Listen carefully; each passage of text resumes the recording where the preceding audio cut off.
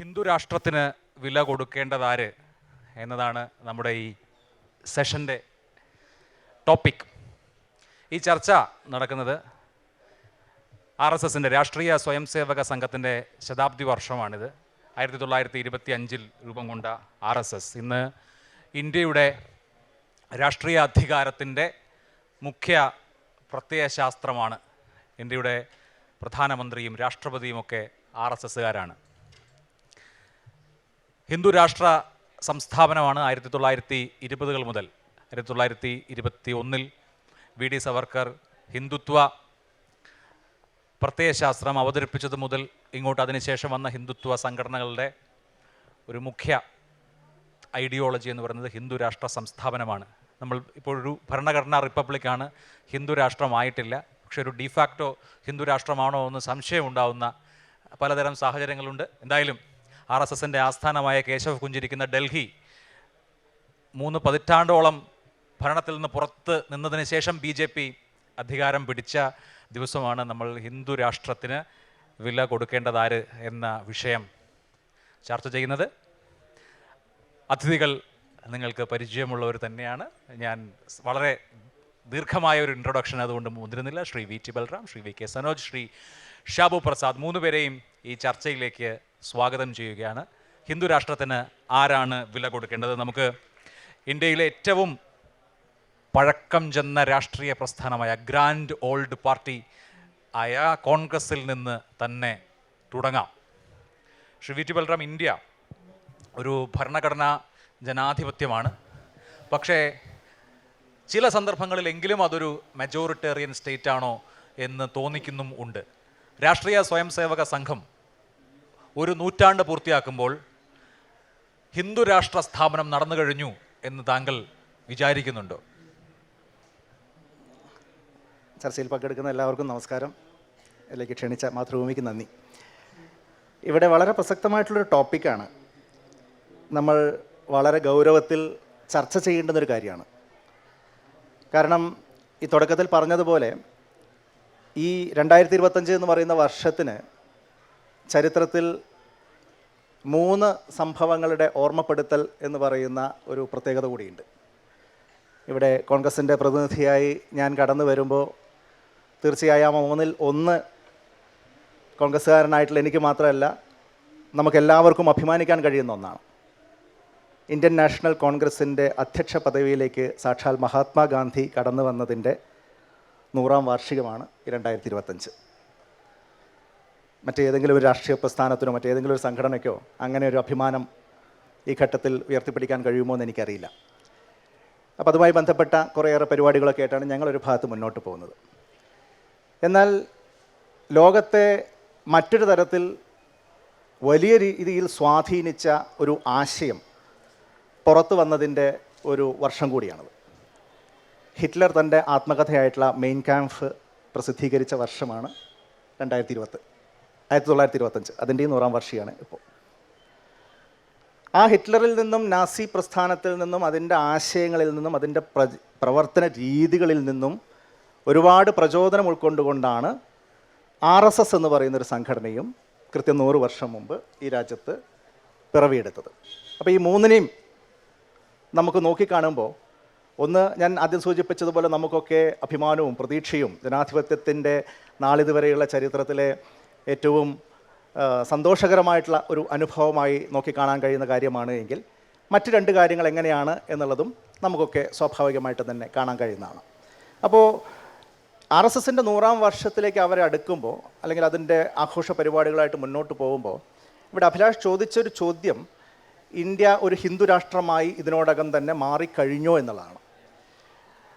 ഇല്ല എന്ന് തന്നെയാണ് എൻ്റെ ഉത്തരം. കാരണം അത്രത്തോളം ബഹുസ്വര ദേശീയത എന്ന് പറയുന്ന ആശയത്തെ ഈ രാജ്യത്ത് ഒരുപാട് ആഴത്തിൽ വേരോടിക്കാൻ ഇന്ത്യയിലെ ദേശീയ പ്രസ്ഥാനത്തിന് കഴിഞ്ഞിട്ടുണ്ട്.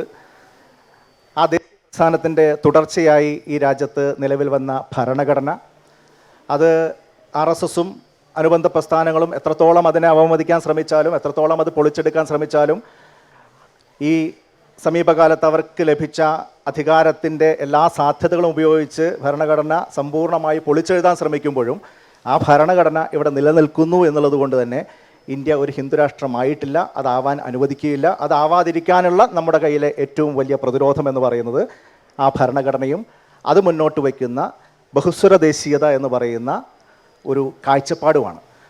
അപ്പോൾ അത് സംരക്ഷിക്കുക എന്നുള്ളൊരു വലിയ ഉത്തരവാദിത്തമാണ് ഈ കാലഘട്ടത്തിൽ ഈ രാജ്യം ഒരു മതരാഷ്ട്രമാവരുത് ഒരു കാലത്തും എന്നതിൻ്റെ ചിന്ത മനസ്സിൽ സൂക്ഷിക്കുന്ന മുഴുവൻ ആളുകളുടെയും ഉത്തരവാദിത്തം. ശരി, ഇനി നമുക്ക് ഇവിടെ ബൽറാം 3 ചരിത്ര സന്ദർഭങ്ങൾ പറഞ്ഞു. പറയാത്ത 4ാമത്തെ ഒരു ചരിത്ര സന്ദർഭമുണ്ട്. ഇന്ത്യൻ കമ്മ്യൂണിസ്റ്റ് പാർട്ടിയുടെ രൂപീകരണത്തിൻ്റെ 100ാം വർഷവുമാണ്. താഷ്കൻഡിൽ ആണ് 1920 ഇന്ത്യൻ കമ്മ്യൂണിസ്റ്റ് പാർട്ടി ആദ്യം രൂപം കൊണ്ടതെന്നാണ് CPM-ൻ്റെ കണക്ക്. CPI-യുടെ കണക്കനുസരിച്ച് 1925ആണ്. പക്ഷേ ഇന്ത്യയിൽ ഇന്ത്യൻ കമ്മ്യൂണിസ്റ്റ് പാർട്ടി രൂപം കൊണ്ടിട്ട് 100 വർഷമാവുന്നതും 2025-ലാണ്. 1925-ലാണ് ആ സംഭവം നടക്കുന്നത്. അപ്പോൾ സനോജ്, എൻ്റെ ചോദ്യം, രാഷ്ട്രീയ സ്വയംസേവക സംഘം, ഇന്ത്യൻ കമ്മ്യൂണിസ്റ്റ് പാർട്ടി, ഈ 2 ആശയങ്ങൾക്ക് ഈ രാജ്യത്ത് ഈ നാട്ടിൽ ഒരു നൂറ്റാണ്ടിൻ്റെ പഴക്കമുണ്ടാകുമ്പോൾ ഇന്ന് ഇന്ത്യയുടെ രാഷ്ട്രീയ അധികാരം നേടുന്ന ശക്തിയായി RSSൻ്റെ പ്രത്യയശാസ്ത്രത്തിന് വളരാൻ കഴിഞ്ഞിട്ടുണ്ട്. മറ്റ് പ്രത്യയശാസ്ത്രങ്ങൾക്ക് ഇപ്പോൾ ബൽറാം നേരത്തെ ഇന്ത്യൻ നാഷണൽ കോൺഗ്രസിൻ്റെ തത്വശാസ്ത്രം പറഞ്ഞു, കമ്മ്യൂണിസ്റ്റ് പ്രസ്ഥാനത്തിൻ്റെ പ്രത്യയശാസ്ത്രം താങ്കളും പറയും. ഇതിൽ രണ്ടിനും തളർച്ച ഉണ്ടാകുമ്പോൾ RSSൻ്റെ പ്രത്യയശാസ്ത്രത്തിന് വളർച്ച അല്ലെങ്കിൽ പ്രത്യയശാസ്ത്രാധീശത്വം ഈ രാജ്യത്തെ സകല സംവിധാനങ്ങൾക്കും മുകളിൽ പുലർത്താൻ കഴിയുന്ന ശതാബ്ദി വർഷമാണ് അവരെ സംബന്ധിച്ച്. അതെന്തുകൊണ്ട് സംഭവിച്ചു എന്നാണ് താങ്കൾ വിചാരിക്കുന്നത്? ഈ പറയുന്നത് പോലെ RSSൻ്റെ 100ാം വർഷത്തിൽ RSS തന്നെ പ്രഖ്യാപിച്ചത് ഈ ലോക്സഭാ തെരഞ്ഞെടുപ്പോടുകൂടി ഇന്ത്യയെ ഹിന്ദു രാഷ്ട്രമാക്കി പ്രഖ്യാപിക്കും എന്നായിരുന്നു. പക്ഷേ ഈ 2024 ലോക്സഭാ തെരഞ്ഞെടുപ്പ് ഹിന്ദു രാഷ്ട്രമാക്കി പ്രഖ്യാപിക്കാനുള്ള RSSൻ്റെ നീക്കത്തിന് കൊടുത്ത കടുത്ത തിരിച്ചടി തന്നെയായിരുന്നു. അത്ര എളുപ്പത്തിലൊന്നും ഇന്ത്യയെ ഇവരുദ്ദേശിക്കുന്ന തരത്തിലേക്ക് കൊണ്ടുപോകാൻ വേണ്ടി കഴിയില്ല. അത് നേരത്തെ സൂചിപ്പിച്ചതുപോലെ ഇന്ത്യൻ ദേശീയ പ്രസ്ഥാനം ഇവിടെ പ്രചരിപ്പിച്ചിട്ടുള്ള ആശയങ്ങളുണ്ട്. അത് എല്ലാ വൈവിധ്യങ്ങളെയും ഉൾക്കൊള്ളുക എന്ന ആശയം തന്നെയാണ്. ഇപ്പം നാനാത്വത്തിൽ ഏകത്വം എന്ന ആശയത്തെ അത്ര എളുപ്പത്തിൽ ഇവർക്ക് തകർക്കാൻ കഴിയില്ല എന്ന് തന്നെയാണ് എനിക്ക് തോന്നുന്നത്. അങ്ങനെയാണ് അതിൻ്റെ ഉറപ്പും. പിന്നെ ഇവിടെ 100 വർഷം പിന്നിട്ട കമ്മ്യൂണിസ്റ്റ് പാർട്ടിയെയും അതുപോലെ തന്നെ RSSനെയൊക്കെ താരതമ്യപ്പെടുത്തിക്കൊണ്ട് പറഞ്ഞു. RSS തീർത്തും വർഗീയമായിട്ടുള്ള അജണ്ടയിൽ ഊന്നിക്കൊണ്ടാണ് മുന്നോട്ട് പോകുന്നത്. അത് വംശീയമായി ജാതീയമായ കാര്യത്തെ മുൻനിർത്തി, മതപരമായ സ്വത്വത്തെ മുൻനിർത്തിയെല്ലാമാണ് അതിൻ്റെ പ്രവർത്തനങ്ങൾ മുന്നോട്ട് കൊണ്ടുപോകുന്നത്. അവർക്ക് താൽക്കാലികമായി വിജയമുണ്ടാക്കാൻ വേണ്ടി കഴിയും. പക്ഷേ ആത്യന്തികമായി ഈ ആശയത്തിന് മുന്നോട്ട് പോകാൻ വേണ്ടി കഴിയില്ല എന്ന് തന്നെയാണ് ലോകത്തിന് മുന്നേയുള്ള അനുഭവങ്ങൾ. ഇപ്പോൾ ഹിറ്റ്ലറും മുസോളിനിയുമെല്ലാം 10-12 വർഷക്കാലമെല്ലാം അവരുടെ രാജ്യം ഭരിച്ചെങ്കിലും ഇതുപോലെ തന്നെ തിരഞ്ഞെടുപ്പിൻ്റെ ജനാധിപത്യത്തിൻ്റെ പഴുതിൽ കൂടി തന്നെയാണ് അവരെല്ലാം അധികാരത്തിൽ വന്നത്. പക്ഷേ ജനാധിപത്യത്തിൻ്റെ പഴുതുപയോഗപ്പെടുത്തി അധികാരത്തിൽ വന്ന് വംശീയത ആളിക്കത്തിച്ചെങ്കിലും അവർക്ക് അധികകാലം മുന്നോട്ട് പോകാൻ വേണ്ടി കഴിയില്ല. ഇപ്പം നമ്മുടെ രാജ്യത്തെ RSSനെയും കാത്തു നിൽക്കുന്നത് അതുതന്നെയാണ്. കമ്മ്യൂണിസ്റ്റ് പ്രസ്ഥാനത്തെ സംബന്ധിച്ചിടത്തോളം കമ്മ്യൂണിസ്റ്റ് പ്രസ്ഥാനം ആഗ്രഹിക്കുന്ന അല്ലെങ്കിൽ നമ്മുടെ നാട് ആഗ്രഹിക്കുന്ന രൂപത്തിൽ ശക്തമായി മുന്നോട്ട് പോകാൻ വേണ്ടി കഴിഞ്ഞിട്ടില്ല. വിവിധങ്ങളായിട്ടുള്ള കാരണങ്ങളുണ്ട്. പക്ഷെ അതുകൊണ്ട് അതിനാശയത്തിന് പ്രസക്തി നഷ്ടപ്പെടുന്നില്ല. നമ്മുടെ സമൂഹം വർഗവിവിധമായ സമൂഹമാണ്. വർഗവിവിധമായ സമൂഹത്തിൽ വർഗസമരത്തിൽ കൂടിയല്ലാതെ ഒരു സമൂഹവും മുന്നോട്ട് പോയ ചരിത്രം നമുക്ക് കാണാൻ വേണ്ടി കഴിയില്ല. അതുകൊണ്ട് തീർച്ചയായിട്ടും കമ്മ്യൂണിസ്റ്റ് പാർട്ടിക്ക് പ്രസക്തിയുണ്ട്. ഇപ്പോൾ തൊട്ടടുത്ത ശ്രീലങ്കയിലും ലോകത്തിൻ്റെ വിവിധ ഭാഗങ്ങളിലും അതാണ് നമ്മൾ കണ്ടുകൊണ്ടിരിക്കുന്നത്. ഇപ്പോൾ മൂർത്തമായ ഒരു സാഹചര്യം രൂപപ്പെടുമ്പോൾ സ്വാഭാവികമായിട്ടും നമ്മൾ ആഗ്രഹിക്കുന്ന രൂപത്തിലേക്ക് ഈ രാജ്യം മാറും എന്ന ശുഭപ്രതീക്ഷയോടുകൂടി തന്നെയാണ് ഞങ്ങൾ പ്രവർത്തനങ്ങൾ സംഘടിപ്പിക്കുന്നത്. ശരി, ശ്രീ ഷാബു പ്രസാദ്, കരൺ താപ്പർ അദ്ദേഹത്തിൻ്റെ ഒരു പുസ്തകത്തിൽ നരേന്ദ്രമോദിയെ കോട്ട് ചെയ്യുന്നുണ്ട്. നരേന്ദ്രമോദി കേരളത്തെക്കുറിച്ച് പറയുന്നത് RSSന് ഏറ്റവും തുടക്കത്തിൽ തന്നെ ഏറ്റവും ശക്തമായ ശാഖാ സംവിധാനം ഉണ്ടായിട്ടുള്ള സംസ്ഥാനമാണ് കേരളം. അതേ കേരളത്തിൽ തന്നെയാണ് RSS എന്തിനെയൊക്കെ എതിർക്കുന്നോ അതൊക്കെ ഏറ്റവും ശക്തമായി നിൽക്കുന്നത്. അതായത് കമ്മ്യൂണിസം, ക്രിസ്ത്യൻ ചർച്ച് മുതലായ RSS എന്തിനെയൊക്കെ എതിർക്കുന്നോ അതൊക്കെ ഏറ്റവും ശക്തമായ സാമൂഹ്യ സാന്നിധ്യമായി നിൽക്കുന്നതും കേരളത്തിലാണ്. ഇങ്ങനൊരു വൈരുദ്ധ്യമുണ്ടെന്ന് നരേന്ദ്രമോദി ചൂണ്ടിക്കാണിച്ചതായി കരൺ താപ്പർ എഴുതുന്നുണ്ട്. എൻ്റെ ചോദ്യം, ഈ ശതാബ്ദി വർഷത്തിലും എന്തുകൊണ്ടാണ് കേരളത്തിൽ RSS കുറച്ച് ദൂരേക്ക് മാറ്റി നിർത്തപ്പെട്ടിരിക്കുന്നത്? ഒരു വെറുക്കപ്പെട്ട പ്രസ്ഥാനം എന്ന ബ്രാൻഡിങ് എന്തുകൊണ്ടാണ് കേരളത്തിൽ RSSന് വരുന്നത്? ഇതുപോലെയുള്ള ഒരു വലിയ വേദിയിലേക്ക് എന്നെ ക്ഷണിച്ച മാതൃഭൂമിക്കും അഭിലാഷിനും ഒരുപാട് നന്ദി ഉണ്ട്. അത് ആദ്യമേ തന്നെ ഞാൻ രേഖപ്പെടുത്തട്ടെ. ഇവിടെ എനിക്ക് 3 പേരോട് മറുപടി പറയാനുണ്ട്. ഒന്ന്, ഇവിടെ 2 പേരും അഭിലാഷ് ഓർമ്മിപ്പിക്കുകയും ചെയ്തു, ചില വളരെ പ്രധാനമായ ചരിത്ര സന്ദർഭങ്ങളുടെ 100ാം വാർഷികമാണത് എന്നുള്ളത്. അതിൻ്റെ അകത്ത് എനിക്ക് ഒന്നുകൂടി ചേർക്കാനുണ്ട്. അത് വിട്ടുപോയതാകാം. എന്തായാലും ഭരണഘടനയൊക്കെ ആണല്ലോ ഇവിടുത്തെ പ്രധാന വിഷയം. ഭരണഘടനയെ മരവിപ്പിച്ചുകൊണ്ട്, മൗലികാവകാശങ്ങളെ അടിച്ചമർത്തിക്കൊണ്ട്, പത്രമാരണ നിയമം നടപ്പാക്കിക്കൊണ്ട് ഈ രാജ്യത്തെ മുഴുവനും ഒരു ജയിലാക്കി മാറ്റിയ അടിയന്തരാവസ്ഥയുടെ 50ാം വാർഷികം കൂടിയാണിത്. ആ അടിയന്തരാവസ്ഥയുടെ 50ാം വാർഷിക വർഷത്തിൽ ഇരുന്നു കൊണ്ട് കോൺഗ്രസ് പാർട്ടി ഭരണഘടനയുടെ മഹത്വത്തെപ്പറ്റി പറയുന്നതിൻ്റെ അകത്ത് ഒരു ചരിത്രപരമായ കാവ്യനീതി കൂടിയുണ്ട് എന്ന് എൻ്റെ പ്രിയപ്പെട്ട സുഹൃത്തുക്കളെ ഞാനൊന്ന് ഓർമ്മിപ്പിക്കുകയാണ്. പിന്നെ മറ്റൊന്ന്, ഈ 2025 ഹിന്ദുരാഷ്ട്രമായി പ്രഖ്യാപിക്കാൻ പോകുന്നു RSS എന്നുള്ളൊരു നറേറ്റീവാണ് ഇവിടെ പറഞ്ഞതും ഇവിടെ കുറച്ച് കാലമായിട്ട് ബിൽഡ് ചെയ്യുന്നതും. ഞാൻ ആദ്യമേ പറയട്ടെ, ഈ രാജ്യത്തെ, ഭാരതത്തെ ഹിന്ദുരാഷ്ട്രമാക്കുക എന്നുള്ളത് RSSൻ്റെ ലക്ഷ്യമല്ല. RSSൻ്റെ കാഴ്ചപ്പാട് ഇത് ഹിന്ദുരാഷ്ട്രമാണ് എന്നുള്ളതാണ്. ഉള്ള ഒരു ഹിന്ദുരാഷ്ട്രം അത് അംഗീകരിച്ചാലും ഇല്ലെങ്കിൽ, ഇതിൻ്റെ അകത്ത് നമുക്ക് ഡിബേറ്റബിളാണ് ഈ പോയിൻ്റൊക്കെ. അംഗീകരിക്കാം, എതിർക്കാം, നമുക്ക് സംസാരിക്കാം, ഒക്കെ ചെയ്യാം. പക്ഷേ കൃത്യമായ RSSൻ്റെ കാഴ്ചപ്പാട് ഇത് ഹിന്ദുരാഷ്ട്രമാക്കേണ്ട കാര്യമൊന്നുമില്ല, ഇത് ഹിന്ദുരാഷ്ട്രമാണ്. അതുകൊണ്ട് തന്നെ ഹിന്ദുരാഷ്ട്ര സ്ഥാപനം എന്നുള്ളത് ഒരു വിഷയമേ അല്ല.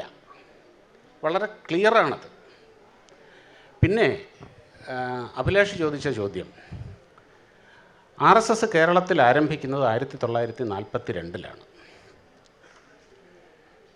അതായത് സംഘസ്ഥാപകൻ്റെ മരണശേഷം, ഡോക്ടർ ഹെഡ്ഗേവാർ മരിച്ച് 2 വർഷം കഴിഞ്ഞതിന് ശേഷമാണ്. അതുകൊണ്ട് തന്നെ കേരളത്തിൽ ആരും ഡോക്ടർ ഹെഡ്ഗേവാറിനെ കണ്ടിട്ടില്ല. 1942 അദ്ദേഹം 40 മരിച്ചു. അതിനുശേഷം ഇത്രയും കാലം ഇന്ന് ഈ ഇന്ത്യയിലെ ഏറ്റവും കൂടുതൽ സംഘശാഖകളുള്ള ഒരു സ്ഥലമാണ് കേരളം. പിന്നെ ഈ താങ്കൾ ഈ പറഞ്ഞത് ഈ തെരഞ്ഞെടുപ്പ് രാഷ്ട്രീയവുമായിട്ട് മാത്രം ബന്ധപ്പെടുത്തിക്കൊണ്ടാണെന്ന് തോന്നുന്നു. വെറുക്കപ്പെട്ട് മാറ്റി നിർത്തിയിരിക്കുന്നു, അല്ലെങ്കിൽ നിയമസഭയിൽ പ്രാതിനിധ്യമില്ല, അല്ലെങ്കിൽ ഭരണത്തിലേക്ക് വരുന്നില്ല, മറ്റു പലയിടത്തും ആ രീതിയിൽ വളർന്നതുപോലെ കേരളത്തിൽ വളർന്നില്ല, അങ്ങനെയുള്ളൊരു കാഴ്ചപ്പാടിലാണെന്ന് തോന്നുന്നു താങ്കളിത് പറഞ്ഞത്. നോക്കൂ, രാഷ്ട്രീയ സ്വയംസേവക സംഘത്തിൻ്റെ, ഞാൻ ആദ്യമേ പറയട്ടെ, ഞാനിവിടെ രാഷ്ട്രീയ സ്വയംസേവക സംഘത്തിൻ്റെ പ്രതിനിധിയായിട്ടല്ല ഇരിക്കുന്നത്. ആ സംഘടന എന്നെ ആ ചുമതല ഏൽപ്പിച്ചിട്ടില്ല. എന്നാൽ എൻ്റെ കാഴ്ചപ്പാടും ചിന്താഗതികളുമൊക്കെ വളരെ ക്ലിയറുമാണത്. Absolute, I am a swayamsevak to the core. പക്ഷേ എന്നെ ആ സംഘടന ഈ ചുമതല ഏൽപ്പിച്ചിട്ടില്ലാത്തതുകൊണ്ട് ഞാനിവിടെ RSSൻ്റെ പ്രതിനിധിയായിട്ടല്ല ഇരിക്കുന്നത്. അപ്പോൾ ഞാൻ മനസ്സിലാക്കിയ കാര്യങ്ങളാണ് ഞാൻ പറയുന്നത്. അപ്പം ഇവിടെ നോക്കൂ, ഈ കേരളത്തിൽ ഇന്ന് ഈ പ്രൈമറി തലം വരെയുള്ള സ്കൂളുകൾ, അതായത് 10ാം ക്ലാസ് വരെയുള്ള സ്കൂളുകൾ, ഗവൺമെൻറ് കഴിഞ്ഞാൽ ഏറ്റവും അധികം സ്കൂളുകൾ നടത്തുന്ന ആരാന്നറിയോ? ഭാരതീയ വിദ്യാനികേതനാണ്. അതായത് LKG തലം മുതൽ +2 തലം വരെയുള്ളത്. എതിർക്കാം, അനുകൂലിക്കാം, അത് വേറെ കാര്യം. പക്ഷേ കേരളത്തിലെ എണ്ണം പറഞ്ഞ ഏറ്റവും ശക്തമായ നെറ്റ്വർക്കുള്ള സന്നദ്ധ സംഘടനയാണ് സേവാഭാരതി. ആർക്കും നിഷേധിക്കാൻ കഴിയുന്ന കാര്യമല്ല. അങ്ങനെ ഓരോ മേഖല, ഇപ്പോൾ BMS ആയിക്കോട്ടെ, ഓരോ മേഖലയിലും RSSൻ്റെ ആശയം ഉൾക്കൊള്ളുന്ന സംഘടനകൾ വളരെ അതിശക്തമായി. അതായത് കേരളത്തിൽ RSSന് ഒരു അസ്പർശ്യത ഇല്ല. അതായത് പറഞ്ഞില്ല, അതിലൊന്ന് മാത്രമാണ്, ഈ ഒരുപാട് മേഖലകളിൽ ഒന്ന് മാത്രമാണ് രാഷ്ട്രീയം എന്ന് പറയുന്നത്, പൊളിറ്റിക്സ് എന്ന് പറയുന്നത്. ശരി, ഇനിയിപ്പോൾ താങ്കളിൽ നിന്ന് തുടങ്ങി, കാരണം അവർക്ക് RSSനെ കുറിച്ചുള്ള വിമർശനങ്ങൾ ധാരാളം ഉണ്ടാവും. ഞാൻ ഒന്നുകൂടെ ജസ്റ്റ് ഒന്ന് കംപ്ലീറ്റ് ചെയ്തോട്ടെ. അതായത് ഇപ്പോൾ ഇവിടെ 100 വർഷം കോൺഗ്രസിൻ്റെ, മഹാത്മാഗാന്ധി അവരോധിക്കപ്പെട്ടതിൻ്റെ 100 വർഷത്തിനെ പറ്റി പറഞ്ഞു. കോൺഗ്രസ് അതിനു മുമ്പാണ് സ്ഥാപിക്കപ്പെട്ടത്. അതേപോലെ കമ്മ്യൂണിസ്റ്റ് പാർട്ടിയുടെയും. ഈ 100 വർഷം എന്ന് പറയുന്നത് ഒരു നൂറ്റാണ്ടാണ്. ആ 100 വർഷം എന്ന് പറയുന്നത് ഒരു രാജ്യത്തിൻ്റെ ചരിത്രത്തിലെ അത്ര ചെറിയ കാലമൊന്നുമല്ല. ഈ 100 വർഷത്തിനെ പരിശോധിക്കുമ്പോൾ ഈ 100 വർഷം മുമ്പ് കോൺഗ്രസ് എവിടെ നിൽക്കുന്നു, കമ്മ്യൂണിസ്റ്റ് പാർട്ടി എവിടെ നിൽക്കുന്നു, RSS എവിടെ നിൽക്കുന്നു, ഇതിന് വന്ന അതാണ് കാലമാണ് എല്ലാത്തിൻ്റെ ലോകത്തിലെ ഏറ്റവും വലിയ ന്യായാധിപൻ എന്ന് പറയുന്നത്. കാലമാണ് നമ്മുടെ മുമ്പിൽ ഇങ്ങനെ തെളിഞ്ഞു നിൽക്കുകയാണ്. ഇവിടെ നമുക്ക് പ്രത്യേകിച്ച് വിശദീകരണത്തിൻ്റെ ഒന്നും ആവശ്യമില്ല, നമ്മുടെ കൺമുമ്പിൽ ഇങ്ങനെ കാണുകയാണ്. 1971 വരെ 70-കൾ വരെ ഇന്ത്യയിലെ പ്രധാനപ്പെട്ട പ്രതിപക്ഷ പാർട്ടിയായിരുന്നു കമ്മ്യൂണിസ്റ്റ് പാർട്ടി. പ്രധാന പ്രതിപക്ഷ പാർട്ടിയായിരുന്നു 70-കൾ വരെ. ഇന്ന് അവരെവിടെ നിൽക്കുന്നു? അതായത് രാഷ്ട്രീയ അധികാരം നേടി എന്നുള്ളതാണ് താങ്കൾ സൂചിപ്പിക്കുന്ന അതൊരു പ്രധാന ഘട്ടമാണ്, അതുകൊണ്ട് അവസാനിക്കുന്നതല്ല. ശരി, ഇനിയിപ്പോൾ നമ്മളിപ്പോൾ ചോദ്യങ്ങളിലേക്ക് കിടന്നാൽ ഇപ്പോൾ താങ്കൾ പറഞ്ഞു കേരളത്തിൽ അസ്പർശ്യതയില്ല എന്ന്. ഇപ്പോൾ ഈ ഒരു നൂറ്റാണ്ട് കാലം എന്ന് പറയുമ്പോൾ ചരിത്രത്തിലെ നിരവധി ബാഗേജുകളുണ്ട്. ഇപ്പോൾ താങ്കൾ നേരത്തെ ഭരണഘടനയെക്കുറിച്ച് പറഞ്ഞു. ഭരണഘടന പ്രസിദ്ധീകരിക്കപ്പെട്ടപ്പോൾ ഇതിൽ ഭാരതീയമായി ഒന്നുമില്ല എന്നാണ് മാധവ സദാശിവ ഗോൾവാൾക്കർ അന്നത്തെ സർ സംഘചാലക് എടുത്തിട്ടുള്ള നിലപാട്. ദേശീയ പതാകയോടും അതേ നിലപാട് സ്വീകരിച്ചിട്ടുണ്ട്. തുടർന്ന് ഇങ്ങോട്ട് പല ഘട്ടങ്ങളിൽ ഗാന്ധി വധത്തെ തുടർന്ന് നിരോധിക്കപ്പെട്ട സംഘടനയാണ് RSS. പിന്നീട് അടിയന്തരാവസ്ഥ കാലത്ത് നിരോധിക്കപ്പെട്ട സംഘടനയാണ് RSS. അങ്ങനെ ഈ ചരിത്രത്തിലെ തെറ്റുകളും കുഴപ്പങ്ങളുമൊക്കെ നേരത്തെ പറഞ്ഞ അസ്വീകാര്യത എന്ന ഘടകമുണ്ടല്ലോ. അപ്പോൾ പൊളിറ്റിക്കലി കോൺഷ്യസ് ആയ ഒരു സമൂഹത്തിൽ ചരിത്രത്തിലെ ഈ ബാഗേജുകളൊക്കെ RSSന് വലിയ ഭാരമാണ് എന്ന് തോന്നുന്നുണ്ടോ? ഇല്ല. എന്താണെന്ന് പറഞ്ഞു കഴിഞ്ഞാൽ വളരെ കൃത്യമാണ് RSSൻ്റെ ഓരോ ഘട്ടത്തിലെയും നിലപാടുകളുടെ കാര്യം. താങ്കൾ ഭരണഘടനയുടെ കാര്യം പറഞ്ഞു. ഭരണഘടനാ നിർമ്മാണ വേളയിലും ആ സമയത്ത് നടക്കുന്ന ചർച്ചകളിൽ, ആ സമയത്ത് നടക്കുന്ന ഡിസ്കോഴ്സുകളിൽ എല്ലാ തരത്തിലുള്ള അഭിപ്രായങ്ങൾക്കും പ്രാധാന്യമുണ്ട്. അതിൻ്റെ അകത്ത് വിമർശനങ്ങളുണ്ടാകും, അതിൻ്റെ അകത്ത് അനുകൂലിച്ചുണ്ടാകും, എല്ലാം ഉണ്ടാകും. അതിൻ്റെ ഭാഗമായിട്ട് വ്യാപകമായി രാജ്യം മുഴുവനും ചർച്ചകൾ നടന്നിട്ടുണ്ട്. അതുമാത്രമല്ല, ഭരണഘടനയിൽ തന്നെ ഭരണഘടനയിലെ നമുക്ക് സ്വീകാര്യമല്ലാത്ത അല്ലെങ്കിൽ കാലത്തിനനുസരിച്ച് വരേണ്ട മാറ്റങ്ങൾ എങ്ങനെ മാറ്റം വരുത്തണമെന്നുള്ള വ്യവസ്ഥയും ഭരണഘടനയിലുണ്ട്. നമ്മുടെ ഭരണഘടന ഡിബേറ്റബിളാണ്. അതുകൊണ്ടാണല്ലോ എത്ര അമെൻമെന്റ്സ് ഭരണഘടനയിലുണ്ടായി. അതുണ്ടായെങ്കിലും ഇപ്പോൾ നമ്മൾ അതിനെ ഒന്ന് സമകാലികമാക്കിയാൽ ഭരണഘടന ഇല്ലാതാവുമെന്ന ഭയം മനുഷ്യരെ സംബന്ധിച്ചുണ്ട്. കഴിഞ്ഞ തവണ എല്ലാവരും വിചാരിച്ചിരുന്നത്, എനിക്ക് തോന്നുന്നു കോൺഗ്രസ് പാർട്ടി പോലും വിചാരിച്ചിരുന്നത് BJP തനിച്ച് ഭൂരിപക്ഷം നേടുകയും 400 പാർ ഏറെക്കുറെ സാധ്യമാവുകയും ചെയ്യുമെന്നാണ്. പക്ഷേ 240 സീറ്റിലേക്ക് അബ്സല്യൂട്ട് മെജോറിറ്റി കിട്ടാതെ BJP താഴേക്ക് പോകുന്നത് കണ്ടു. അതിൻ്റെ സെൻട്രൽ നറേറ്റീവ് എന്ന് പറയുന്നത് എന്തായിരുന്നു? സംവിധാൻ ഖത്രേമേം ഹേ എന്ന് ഇന്ത്യയിലെ പാവപ്പെട്ട മനുഷ്യർ, പ്രത്യേകിച്ച് ദളിതർ, പിന്നോക്കക്കാരൊക്കെ വിചാരിച്ചു. അപ്പോൾ RSSൻ്റെ രാഷ്ട്രീയ അധികാരം അബ്സല്യൂട്ട് ആവുകയാണെങ്കിൽ ഇന്ത്യൻ ഭരണഘടന ഇല്ലാതാകുമെന്ന ഭയത്താൽ കാലങ്ങളായി വോട്ട് ചെയ്തിരുന്ന സാധാരണ മനുഷ്യർ പോലും BJP റിജക്ട് ചെയ്യുന്നത് ഉത്തർപ്രദേശിൽ പോലും നമ്മൾ കണ്ടു. അപ്പോൾ സംവിധാനത്തെ തൊട്ടാൽ, ഭരണഘടനയെ തൊട്ടാൽ അപകടമാണ് എന്നൊരു തിരിച്ചറിവ് നമ്മൾ ഇതിനെ സമകാലികമാക്കിയാൽ ഇപ്പോൾ അങ്ങേക്ക് ഇവിടെ ഇരുന്ന് തോന്നുന്നുണ്ടോ? ഒരു കാര്യം, 2019 ഇലക്ഷനിൽ BJPക്കും സഖ്യകക്ഷികൾക്കും കൂടെ എത്ര വലിയ ഹ്യൂജ് മെജോറിറ്റി ആയിരുന്നു ഉണ്ടായിരുന്നത്. ഭരണഘടന മാറ്റാനോ അല്ലെങ്കിൽ ഈ രീതിയിലുള്ള ഭയപ്പാടിന് സ്ഥാനമുണ്ടായിരുന്നെങ്കിൽ എന്തെല്ലാം ചെയ്യാമായിരുന്നു? ഒന്നും ചെയ്തിട്ടില്ലല്ലോ, ഒന്നും ചെയ്യില്ല. അതെന്ന് പറഞ്ഞല്ലോ ഈ എതിർക്കാൻ വേണ്ടിയുള്ള എതിർപ്പുണ്ടല്ലോ, അതിനു വേണ്ടിയുള്ള കാരണങ്ങൾ കണ്ടുപിടിച്ച് അതിൻ്റെ മുകളിലൊരു നറേറ്റീവ് സൃഷ്ടിച്ച് സമൂഹത്തിലൊരു ഭയപ്പാടുണ്ടാക്കുക എന്നുള്ളതല്ലാതെ അതിൻ്റെ അകത്ത്, ആ പ്രചരണത്തിൻ്റെ അകത്ത് പ്രത്യേകിച്ച് കാര്യമൊന്നുമില്ല, യാതൊരു കാര്യമില്ല. ഞാൻ അതല്ല പറഞ്ഞു, ഏറ്റവും രസം ഇവിടെ ഭരണഘടനയെ ഏറ്റവും അധികം തവണ മലിനീകരിച്ചത് ആരാണ്? ഒന്ന് ആലോചിച്ച് നോക്കൂ. എത്ര തവണ, അതായത് 67 മുതൽ 77 വരെ എത്ര സർക്കാരുകളെയാണ് ഇന്ദിരാഗാന്ധി പിരിച്ചുവിട്ടിട്ടുള്ളത് ഭരണഘടനയുടെ വകുപ്പുകൾ ഉപയോഗിച്ചുകൊണ്ട്? അതിലെ ഏറ്റവും വലിയ രക്തസാക്ഷി, ആദ്യത്തെ രക്തസാക്ഷി കമ്മ്യൂണിസ്റ്റ് പാർട്ടിയാണ്, കേരളത്തിലെ EMS സർക്കാരാണ്. അല്ലേ? ഇനി ഒരു കാര്യം കൂടെ പറയട്ടെ, ഒരു ചരിത്രം കൂടെ ഞാൻ ഓർമ്മിക്കുകയാണ്. 57-ലെ EMS സർക്കാരിനെ പിരിച്ചുവിട്ടപ്പോൾ അതിനെതിരെ ശബ്ദിച്ച 2 പേരെ കോൺഗ്രസും കമ്മ്യൂണിസ്റ്റ് പാർട്ടി മറക്കരുത്. അല്ലെങ്കിൽ ഇവിടെ ഇരിക്കുന്നവരെ ഞാൻ ഓർമ്മിപ്പിക്കുകയാണ്. അതിലൊരാളുടെ പേര് മാധവ സദാശിവ ഗോൾവൽക്കർ എന്നും മറ്റൊരാളുടെ പേര് വിനായക ദാമോദര സവർക്കർ എന്നുമായിരുന്നു. ഓക്കെ, ഇവിടെ ഇപ്പം ശ്രീ VT ബൽറാം അദ്ദേഹം സമയമെടുത്ത് തന്നെ അദ്ദേഹത്തിൻ്റെ പൊസിഷൻ വിശദീകരിച്ചു. ഒരു ഹിന്ദുരാഷ്ട്ര പ്രഖ്യാപനം, ഹിന്ദുരാഷ്ട്രത്തിൻ്റെ ഭരണഘടന കുംഭമേളയ്ക്കിടെ തയ്യാറാവുന്നതിൻ്റെ വാർത്ത അങ്ങ് ഒരു രാഷ്ട്രീയ വിദ്യാർത്ഥി എന്നുള്ള നിലയിൽ കൂടി കണ്ടിട്ടുണ്ടാവും, അറിഞ്ഞിട്ടുണ്ടാവും. പക്ഷേ ഇന്ത്യൻ സിസ്റ്റം, ഇന്ത്യക്ക് ഒരു കോൺസ്റ്റിറ്റ്യൂഷനുണ്ട്, ഒരു കോൺസ്റ്റിറ്റ്യൂഷണൽ റിപ്പബ്ലിക്കായി നിലനിൽക്കുകയാണ്. ഇവിടെ ഒരു ജുഡീഷ്യറി ഉണ്ട്, മറ്റ് സംവിധാനങ്ങളൊക്കെ ഉണ്ട്. അപ്പോൾ ഈ മജോറിറ്റേറിയൻ കാഴ്ചപ്പാട് ജീവിത രീതികളിലും നമ്മുടെ സാമൂഹ്യ വ്യവഹാരങ്ങളിലും വരിക എന്നുള്ളതാണോ യഥാർത്ഥത്തിലുള്ള ഹിന്ദുരാഷ്ട്രത്തിൻ്റെ സ്ഥാപനം? നമ്മൾ ഒഫീഷ്യലി ഒരു ഭരണഘടനാ ജനാധിപത്യമായി തുടരുകയും ജീവിത രീതിയിൽ ഹിന്ദുരാഷ്ട്രമാവുകയും ചെയ്യുകയാണോ? അല്ല, അതിൽ ആദ്യം തന്നെ നമ്മൾ മനസ്സിലാക്കാനുള്ളത്, ഈ സംഘപരിവാറുമായി ബന്ധപ്പെട്ട് അല്ലെങ്കിൽ ഹിന്ദുത്വ പ്രസ്ഥാനങ്ങളുമായി ബന്ധപ്പെട്ട് ഹിന്ദുത്വ എന്ന് പറയുന്ന ഐഡിയോളജി മുന്നോട്ട് വയ്ക്കുന്ന ആളുകളുമായി ബന്ധപ്പെട്ട് ഇവർ പറയുന്ന ഒരു കാര്യത്തിനൊരു ക്ലാരിറ്റി ഇല്ല. നമ്മൾ രാഷ്ട്രമീമാംസയുടെ പതിവ് രീതികൾ വെച്ചുകൊണ്ട് ഡിഫൈൻ ചെയ്യാൻ ശ്രമിച്ചാൽ ഇവർക്ക് ഒരു കാര്യത്തിലും ഡിഫിനിഷൻ ഇല്ല. ഇവരിങ്ങനെ ഓരോ സമയത്ത് ഓരോ വ്യാഖ്യാനങ്ങൾ പറയുകയാണ്. ഇപ്പം നിലനിൽക്കുന്ന ഇന്ത്യയിലെ ഭരണഘടനാധിഷ്ഠിത രാഷ്ട്രസങ്കല്പത്തെ തന്നെയാണ് ഇവർ ഹിന്ദുരാഷ്ട്രം എന്ന് വിശേഷിപ്പിക്കുന്നത് എങ്കിൽ അത് അവരുടെ ഒരു തലവേദന എന്നുള്ളതിൽ നമുക്ക് തള്ളിക്കളയാം. പക്ഷേ നമുക്ക് നിലനിൽക്കുന്ന ഈ നിങ്ങൾ നേരത്തെ പറഞ്ഞ സോവറിൻ സോഷ്യലിസ്റ്റ് സെക്യുലർ ഡെമോക്രസി എന്ന് പറയുന്ന അവസ്ഥയെ മാറ്റിത്തീർത്ത് പുതിയ ഒരു രാഷ്ട്രസങ്കല്പം അവർ മുന്നോട്ട് വയ്ക്കുകയും അത് നടപ്പാക്കാൻ വേണ്ടി ഉള്ള ഒരു അവസരമായി ഇപ്പോൾ പാർലമെൻറ്റിലൊക്കെ ലഭിച്ച അധികാരത്തെ ഉപയോഗപ്പെടുത്തുകയും ചെയ്താൽ അത് പ്രോബ്ലമാറ്റിക്കാണ്. അപ്പോൾ അതുകൊണ്ട് അവരുടെ ഈ പറഞ്ഞ കാര്യങ്ങളുടെ ഒരു ക്ലാരിറ്റി അവരാണ് തീരുമാനിക്കുക. കാരണം ഈ ഹിന്ദു എന്ന് പറയുന്ന വാക്കിനെ പോലും ഇവരുടെ പല ആചാര്യന്മാരും പല രീതിയിലാണ് ഡിഫൈൻ ചെയ്യുന്നത്. വി ഓർ നേഷൻഹുഡ് ഡിഫൈൻഡ് എന്ന് പറയുന്ന ഗോൾവാൾക്കറുടെ പുസ്തകം, അപ്പോൾ അത് യഥാർത്ഥത്തിൽ സവർക്കറുടെ ജ്യേഷ്ഠൻ എഴുതിയ പുസ്തകമാണ് എന്ന ഒരു വ്യാഖ്യാനമുണ്ട്. അദ്ദേഹം 1935 മറ്റോ വി ഡി സവർക്കറുടെ ജ്യേഷ്ഠൻ മറാഠിയിൽ എഴുതിയ പുസ്തകത്തിൻ്റെ, ഗണേഷ് സവർക്കർ എഴുതിയ പുസ്തകത്തിൻ്റെ തർജ്ജമയാണ്, അല്ലെങ്കിൽ മറ്റു രീതിയിലുള്ള അതിനെക്കുറിച്ച് അബ്രിഡ്ജ് ചെയ്തിട്ടുള്ള വേറെ രീതിയിൽ വ്യാഖ്യാനിച്ചതാണ് എന്നും പറയുന്നുണ്ട്. അപ്പോൾ ഇവർക്ക് അക്കാര്യത്തിലുള്ള ആ കാഴ്ചപ്പാട് അന്നും ക്ലിയർ അല്ല, ഇന്നും ക്ലിയർ അല്ല. പക്ഷേ നമുക്ക് നമ്മുടെ കൺമുമ്പിലുള്ള ചില അനുഭവങ്ങളുടെ വെളിച്ചത്തിൽ പറയാൻ സാധിക്കും.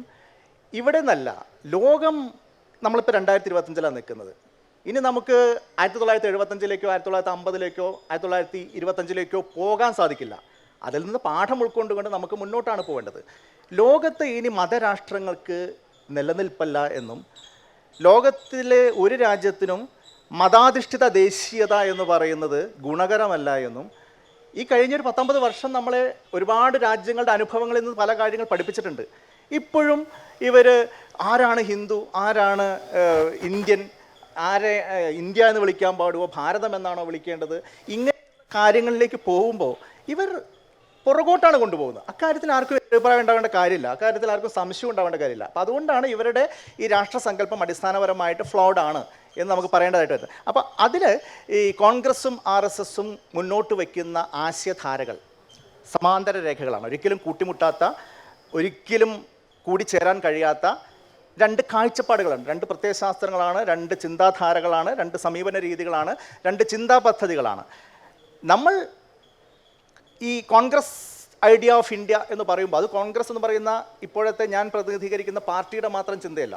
കോൺഗ്രസ്സിലൂടെ അതിൻ്റെ നേതൃത്വത്തിൽ നടന്ന സ്വാതന്ത്ര്യ സമരത്തിലൂടെ ഈ രാജ്യം പരിചയപ്പെടുകയും അംഗീകരിക്കുകയും ഉൾക്കൊള്ളുകയും നാളിതുവരെ സ്വീകരിച്ചു പോരുകയും ചെയ്തിട്ടുള്ള ഒരു രാഷ്ട്രസങ്കല്പം. ഇന്ത്യ ആരുടേതാണ്?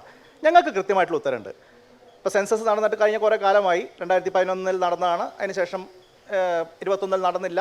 പക്ഷേ എന്നാൽ പോലും ഇന്ത്യയിലെ ജനസംഖ്യ എത്രയാണെന്ന് ചോദിച്ചാൽ നമുക്കൊരു പ്രൊജക്ഷൻ ഉണ്ട്, 142 കോടി ജനങ്ങൾ.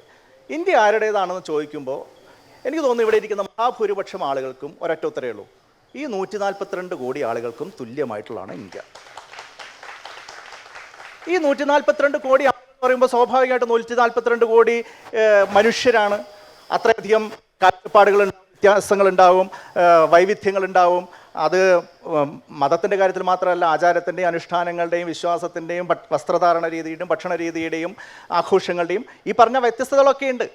അപ്പോൾ അതൊരു ഗിവൺ റിയാലിറ്റിയാണ്. അദ്ദേഹം നേരത്തെ ഇന്ത്യ ഒരു ഹിന്ദുരാഷ്ട്രമാണ്, അത് ഒരു യാഥാർത്ഥ്യമാണ് എന്ന് പറയുന്നതിനേക്കാൾ കുറച്ചുകൂടി നമുക്ക് മനസ്സിലാക്കാൻ കഴിയുന്ന മറ്റൊരു യാഥാർത്ഥ്യം, ഇന്ത്യ ഇത്രയധികം വൈവിധ്യങ്ങളുള്ള ഒരു രാജ്യമാണ്. അപ്പോൾ ഈ വൈവിധ്യങ്ങളെ മുഴുവൻ ഉൾക്കൊള്ളാൻ ആർക്കാണ് സാധിക്കുക? അവരാണ് ഇന്ത്യക്കാരൻ, അവരാണ് രാജ്യസ്നേഹി, അവരാണ് ഇവിടെ നിൽക്കേണ്ടത്. ഈ വൈവിധ്യങ്ങളെ ഇല്ലാതാക്കാൻ ശ്രമിച്ച് ഇതിനെ മുഴുവൻ ഏകശിലാത്മകമായി റീഡിഫൈൻ ചെയ്യുക. ഇവർ കുറേ കണ്ടീഷൻ വയ്ക്കുകയാണ്. ആരൊക്കെയാണ് ഹിന്ദു, ആരൊക്കെയാണ് ഹിന്ദു അല്ലാത്തത്, ആരൊക്കെയാണ് രാജ്യസ്നേഹി, ആരൊക്കെയാണ് ഇവിടെ ജീവിക്കാൻ അർഹതപ്പെട്ടവർ, ആരൊക്കെയാണ് പാകിസ്ഥാനിലേക്ക് കയറ്റി അയക്കേണ്ടത്, ആരൊക്കെയാണ് ചൊവ്വയിലേക്ക് കയറ്റി അയക്കേണ്ടത് എന്നിങ്ങനെ ഇവർ ഓരോ ദിവസവും ഇങ്ങനെ കണ്ടീഷൻസ് വെച്ചാൽ ഈ കണ്ടീഷൻ അംഗീകരിക്കാൻ പറ്റില്ലെന്നേ. ഈ കണ്ടീഷൻസിൽ അംഗീകരിച്ചു കൊടുക്കുന്ന ആളുകളുടെ രാജ്യമല്ല ഇന്ത്യ. അതുകൊണ്ടാണ് പറയുന്നത്, നിങ്ങളിപ്പോൾ ഉള്ള ഈ രാഷ്ട്രസങ്കല്പത്തെ നിങ്ങൾ നിങ്ങളുടേതായ രീതിയിൽ വ്യാഖ്യാനിച്ച് സമർത്ഥിച്ച് ഹിന്ദുരാഷ്ട്രമാക്കുക ആണെങ്കിൽ ആ വ്യാഖ്യാനം നടന്നോട്ടെ. പക്ഷേ ഈ സ്വഭാവത്തിൽ മാറ്റം വരുത്താൻ നിങ്ങൾ ശ്രമിച്ചാൽ അത് അംഗീകരിക്കില്ല. അത് പറയാം. അതിൽ ശ്രീ സനോജ്, ഇപ്പോൾ നമ്മളൊരു ഇന്ത്യക്കാർ എന്നുള്ള നിലയിലുള്ള ആലോചനയിൽ ഇന്ത്യയുടെ ഏറ്റവും പ്രധാനപ്പെട്ട ഒരു സ്വഭാവം ബഹുസ്വരതയാണ്, പ്ലൂറലായിട്ടുള്ളൊരു രാജ്യമാണ്. അപ്പോൾ ഏകശിലാത്മക ദേശീയത സാധാരണ നിലയിൽ പറ്റാത്തൊരു നാടാണ്. പക്ഷേ അതിനുള്ള ഒരാഗ്രഹം RSSനെ സംബന്ധിച്ച് അല്ലെങ്കിൽ ആ പ്രത്യയ ശാസ്ത്രത്തെ സംബന്ധിച്ചുണ്ട്. നമ്മളൊരു ജനാധിപത്യ ബഹുസ്വര രാജ്യത്തെ പൗരന്മാരാണ്. ഒരു മതരാഷ്ട്രത്തിലെ പൗരജീവിതം എങ്ങനെ ഇരിക്കുമെന്നാണ് താങ്കൾക്ക് തോന്നുന്നത്? മതരാഷ്ട്രത്തിലെ പൗരജീവിതം നമ്മളിപ്പോൾ പാകിസ്ഥാൻ അനുഭവം നോക്കിയാലും അഫ്ഗാനിസ്ഥാൻ അനുഭവം നോക്കിയാലും ഈ മദർ റിപ്പബ്ലിക് പ്രഖ്യാപിച്ച രാജ്യങ്ങളുടെ എല്ലാം അനുഭവങ്ങൾ നോക്കിയാൽ നമുക്ക് കാണാൻ വേണ്ടി കഴിയും. പക്ഷെ അതിൽ നിന്നും വ്യത്യസ്തമായി നമ്മുടെ രാജ്യം 75 വർഷം പൂർത്തിയാവുമ്പോഴും എങ്ങനെയാണ് ഒരു ജനാധിപത്യ മതനിരപേക്ഷ രാഷ്ട്രമായി നിലനിൽക്കുന്നത്, എന്താണ് അതിൻ്റെ അടിസ്ഥാനം എന്ന് വളരെ പ്രധാനപ്പെട്ട കാര്യമാണ്. അപ്പം അങ്ങനെ അടിസ്ഥാനമായി നിൽക്കുന്ന നമ്മുടെ ഭരണഘടനയെ, അതിന് ഉറപ്പ് കൊടുക്കുന്ന മതനിരപേക്ഷ ബോധത്തെ നിരന്തരം കടന്നാക്രമിച്ച പാരമ്പര്യവും ചരിത്രവും മാത്രമേ RSSനുള്ളൂ. ഇപ്പോൾ ഇവർ പറഞ്ഞല്ലോ, ഇന്ത്യ ഞങ്ങളങ്ങനെ ശ്രമിക്കുന്നൊന്നുമില്ല, ഇന്ത്യ നിലവിൽ തന്നെ ഒരു ഹിന്ദു രാഷ്ട്രമാണ്, അതുകൊണ്ട് വേറെ കുഴപ്പങ്ങളൊന്നും ഞങ്ങൾ ഉണ്ടാക്കുന്നില്ല എന്നാണ് പറയുന്നത്. യഥാർത്ഥത്തിൽ ഗാന്ധിയുടെ വധം ഇവിടെ ഗൗരവമായി ചർച്ച ചെയ്യേണ്ട ഒരു വിഷയമല്ലേ? എന്ത് കാരണത്താലാണ് ഗാന്ധി ഇവിടെ വധിക്കപ്പെടുന്നത്? ഭരണഘടനാ അസംബ്ലിയിൽ അന്ന് ഞങ്ങൾ അഭിപ്രായം പറഞ്ഞിട്ടേ ഉള്ളൂ, ഈ ഭരണഘടനയിലാണ് ഞങ്ങൾ അംഗീകരിക്കുന്നു എന്നാണ് ഇപ്പോൾ പറയുന്നത്. യഥാർത്ഥത്തിൽ ഇവരുടെ പദ്ധതി ഈ തെരഞ്ഞെടുപ്പിൽ 400 സീറ്റ് വാങ്ങി അധികാരത്തിൽ വരിക, ഭരണഘടന തിരുത്തി എഴുതുക, കുറേ കൂടി ആക്രമണോത്സുകമായിട്ടുള്ള ഇവർ മുന്നോട്ട് വെക്കുന്ന വളരെ അപകടകരമായ ഹിന്ദുത്വ ദേശീയത ഇവിടെ അടിച്ചേൽപ്പിക്കുക എന്ന് തന്നെയായിരുന്നു. പക്ഷെ അങ്ങനെ ഒരു ആശയം ശക്തിപ്പെടുന്നു എന്ന് ഇന്ത്യയിലെ ജനാധിപത്യം തിരിച്ചറിയുകയും അതിശക്തമായ നിലയിൽ പ്രതിരോധം ഉണ്ടാക്കുകയും ചെയ്തു എന്നാണ് നമ്മൾ ഇന്ത്യക്കാർ എന്ന നിലയിൽ നമുക്ക് മൊത്തത്തിൽ അഭിമാനിക്കാൻ വേണ്ടി കഴിയുന്ന ഒരു കാര്യം. അതുകൊണ്ടിപ്പോൾ ഇവർക്ക് നേരത്തെ പറഞ്ഞതുപോലെ ഇവർ മുന്നോട്ട് വെച്ച ഒരു സങ്കല്പത്തിലേക്ക് പോകാൻ കഴിഞ്ഞിട്ടില്ല.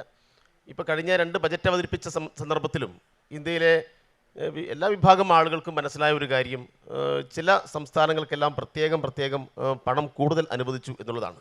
എന്തായിരുന്നു അതിൻ്റെ കാരണം? അതിൻ്റെ കാരണം ഇവരുടെ ഭരണം നിലനിർത്താൻ വേണ്ടി സ്വാഭാവികമായിട്ടും പ്രാദേശിക പാർട്ടികളെ കൊണ്ടുവരേണ്ടി വന്നു എന്നുള്ളതാണ്. അപ്പോൾ എന്താണ്, ഇവർക്ക് തിരിച്ചടി ഉണ്ടാവുന്നു. ഇവർ മുന്നോട്ട് വെക്കുന്ന അപകടകരമായ ഈ മതരാഷ്ട്ര സങ്കല്പത്തിന് നമ്മുടെ നാട് എതിരാണ് എന്ന് ഓരോ സന്ദർഭത്തിലും അടിവരയിട്ട് പറഞ്ഞുകൊണ്ടിരിക്കുകയാണ്. പിന്നെ കുറച്ച് ആളുകൾ സ്വാഭാവികമായിട്ടും വിശ്വാസവുമായി ബന്ധപ്പെട്ട കാര്യത്തെ മുൻനിർത്തിയിട്ടാണ് ഇവർ ചില ഗെയിമുകൾ ഇവിടെ പ്ലാൻ ചെയ്തത്. കുറേ ആളുകൾ തെറ്റിദ്ധരിച്ച് അത്തരം കളികളിൽ വീണുപോയിട്ടുണ്ട്. ഇപ്പോൾ രാമനെ മുൻനിർത്തിയിട്ടാണ് BJPയുടെ കുറേ കാലത്തെ രാഷ്ട്രീയം മുന്നോട്ട് കൊണ്ടുപോയത്. ഇപ്പോൾ രാമനെ മുൻനിർത്തിയിട്ട് ഇവർ ഈ ഒരു രാഷ്ട്രീയം മുന്നോട്ട് കൊണ്ടുപോയി. ഇപ്പോൾ രാമന് ക്ഷേത്രം പണിത ആ സ്ഥലത്ത് ഇപ്പോൾ ഇവർക്ക് ജയിക്കാൻ വേണ്ടി കഴിയുന്നില്ല. അപ്പോൾ ഇങ്ങനെ മതത്തെ മുൻനിർത്തിയിട്ട്, ജാതി സ്വത്വത്തെ മുൻനിർത്തിയിട്ട് ഇവർ കാണിച്ചു കൂട്ടുന്ന ഈ കോപ്രായങ്ങൾ അധിക കാലം ഈ രാജ്യത്ത് മുന്നോട്ട് പോവില്ല എന്ന് തന്നെയാണ് രാജ്യത്തെ ജനങ്ങൾ പ്രഖ്യാപിച്ചുകൊണ്ടിരിക്കുന്നത്. അതുകൊണ്ട് മതരാഷ്ട്രം ഉണ്ടായതുകൊണ്ട് ഒരു രാഷ്ട്രവും രക്ഷപ്പെട്ട ചരിത്രം ലോകത്തിൻ്റെ അനുഭവത്തിൽ ഇന്നുവരെ ഉണ്ടായിട്ടില്ല. തൊട്ടടുത്ത് നേപ്പാളുണ്ട്, അഫ്ഗാനിസ്ഥാനുണ്ട്, പാകിസ്ഥാനുണ്ട്, റിപ്പബ്ലിക് പ്രഖ്യാപിച്ച പല രാജ്യങ്ങളുടെ എല്ലാം അനുഭവങ്ങൾ നമ്മുടെ മുമ്പിലുണ്ട്. ഇപ്പോൾ ഏതാണ്ട് ബംഗ്ലാദേശും അങ്ങനെ ആയിക്കൊണ്ടിരിക്കുന്നുണ്ട്. ഓക്കെ, ഇപ്പോൾ നേരത്തെ പറഞ്ഞല്ലോ ഞങ്ങൾക്കിനി ഹിന്ദു രാഷ്ട്രം ഉണ്ടാക്കണ്ട, ഇത് ഹിന്ദു രാഷ്ട്രമാണെന്ന്. 100 വർഷം കൊണ്ടുള്ള ഒരു തിരിച്ചറിവ്, ഇന്ത്യ ഒരിക്കലും ഹിന്ദു രാഷ്ട്രമാക്കാൻ പറ്റില്ല, അപ്പോൾ ഉള്ള കാര്യത്തെ ഒരു ഹിന്ദു രാഷ്ട്രം എന്ന് വിളിക്കാം എന്നാണോ? അഭിലാഷിന് അങ്ങനെ വ്യാഖ്യാനിക്കണമെങ്കിൽ വ്യാഖ്യാനിക്കാം എന്നുള്ളതല്ലാതെ ഈ 100 വർഷവും RSS പറഞ്ഞുകൊണ്ടിരുന്നത് അത് തന്നെയാണ്. പിന്നെ ബഹുമാനപ്പെട്ട ബൽറാം പറഞ്ഞ ആ വാദത്തിനോട്, ആ കാര്യത്തിനോട് ഞാൻ 100% യോജിക്കുകയാണ്. ഈ രാജ്യം ഇന്ത്യ എന്ന് പറയുന്നത് ഈ ഇവിടുത്തെ 142 കോടി ജനങ്ങളുടെയും തന്നെയാണ്, ഒരു സംശയവുമില്ല കാര്യത്തിൽ. പിന്നെ ഈ ഹിന്ദു രാഷ്ട്രം എന്ന് പറയുന്നു, അപ്പോൾ ആരാണ് ഹിന്ദുക്കൾ എന്ന് പറയുന്നതിനും വളരെ കൃത്യമായ വീക്ഷണമുണ്ട്. വളരെ അതിൻ്റെ അകത്ത് അബ്സല്യൂട്ട് ക്ലാരിറ്റി ഉണ്ട് അക്കാര്യത്തിൽ. ഇപ്പം ഈ നാട്ടിൽ ഹിന്ദുസ്ഥാൻ മെഷീൻ ടൂൾസ് ഉണ്ട്, ദ ഹിന്ദു എന്ന് പറയുന്നൊരു പത്രമുണ്ട്, ദ ഹിന്ദുസ്ഥാൻ ടൈംസ് ഉണ്ട്, ഹിന്ദുസ്ഥാൻ എറോനോട്ടിക്സ് ഉണ്ട്. ഇതിലെല്ലാം ഉള്ള ഹിന്ദു എന്താണ്? ആ ഹിന്ദു തന്നെയാണ് അതുകൊണ്ട് സമാധാനിക്കാം. അത് തന്നെയാണ് RSSന്റെയും ഹിന്ദു. വേണ്ടത് ഇതിന്റെ അകത്ത് എവിടെയെങ്കിലും ഉള്ള ഹിന്ദുവിന് ഇത്രയും കൃത്യമായ ഒരു ഉത്തരം സത്യത്തിൽ ഞാൻ പ്രതീക്ഷിച്ചിരുന്നില്ല. അത് സമ്മതിച്ചാൽ മതി. അല്ല, ഇപ്പൊ നിങ്ങൾ പ്രതീക്ഷിക്കുന്ന ഉത്തരം എനിക്ക് നൽകാൻ കഴിയില്ലല്ലോ. ഈ പറയുന്ന കാര്യങ്ങളിലുള്ള ഹിന്ദുവിനോട് നിങ്ങൾക്ക് ആർക്കെങ്കിലും എതിർപ്പുണ്ടോ?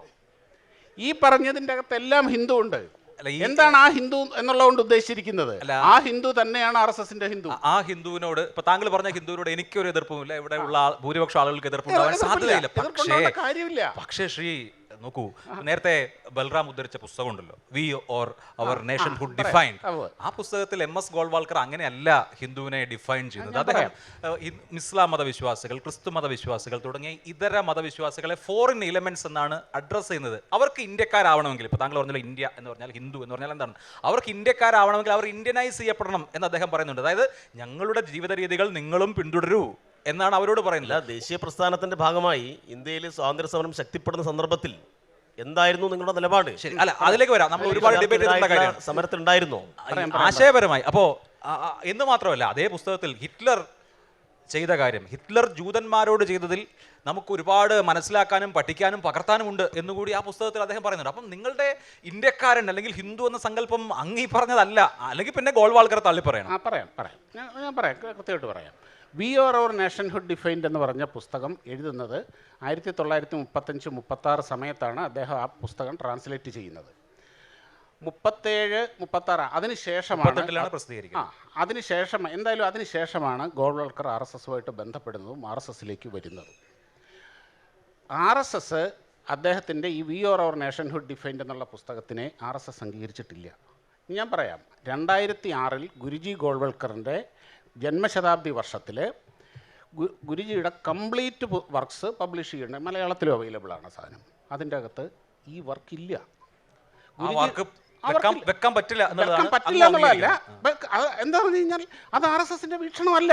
അതുകൊണ്ട് തന്നെയാണത്, അത് വളരെ ക്ലിയറാണ്. ഇപ്പം അതാണ് ഞാൻ പറഞ്ഞത്, 2006 പബ്ലിഷ്. ഈ പുസ്തകം ഇപ്പോഴും മാർക്കറ്റിൽ അവൈലബിൾ ആണല്ലോ, ആർക്ക് വേണമെങ്കിൽ ഓൺലൈനിൽ വാങ്ങുകയും ചെയ്യാം. ഗുരുജി ഗോൾവൾക്കർ, മാധവ സദാശിവ ഗോൾവൾക്കർ, ട്രാൻസ്ലേറ്റഡ് ബൈ മാധവ ശിവ ഗോൾവൾക്കർ എന്ന് പറഞ്ഞുകൊണ്ട് തന്നെ ആ പുസ്തകം മാർക്കറ്റിലുണ്ട്. അതിൻ്റെ അകത്തെ എല്ലാ വീക്ഷണങ്ങളും എല്ലാ കാഴ്ചപ്പാടുകളും RSSന്റെ അല്ല. അദ്ദേഹം RSSലേക്ക് വരുന്നതിന് മുമ്പുള്ള കാഴ്ചപ്പാടാണത്. അല്ല, അദ്ദേഹം എപ്പോഴെങ്കിലും MS Golwalkar we or our nationhood ഡിഫൈൻഡിനെ തള്ളി പറഞ്ഞിട്ടുണ്ടോ, എനിക്ക് തെറ്റ് പറ്റിപ്പോയി, ഞാൻ പറഞ്ഞത് ശരിയായില്ല എന്ന് അദ്ദേഹം തിരുത്തിയിട്ടുണ്ടോ? അദ്ദേഹത്തിന്റെ ജീവിതകാലത്ത് ഇവിടെ 70-കൾ വരെ അദ്ദേഹം ജീവിച്ചിട്ടുണ്ട്. ഒരു വാചകമെങ്കിലും അദ്ദേഹം ഒരു കാലഘട്ടത്തിൽ അദ്ദേഹം വന്നപ്പോൾ അദ്ദേഹത്തിന്റെ ഒരു അക്കാഡമിക് ഇൻട്രസ്റ്റിന്റെ ഒരു അക്കാഡമിക് എക്സർസൈസ് എന്നുള്ള നിലയിൽ അദ്ദേഹം ചെയ്ത ഒരു ട്രാൻസ്ലേഷൻ വർക്കാണത്. അതവിടെ കഴിഞ്ഞു.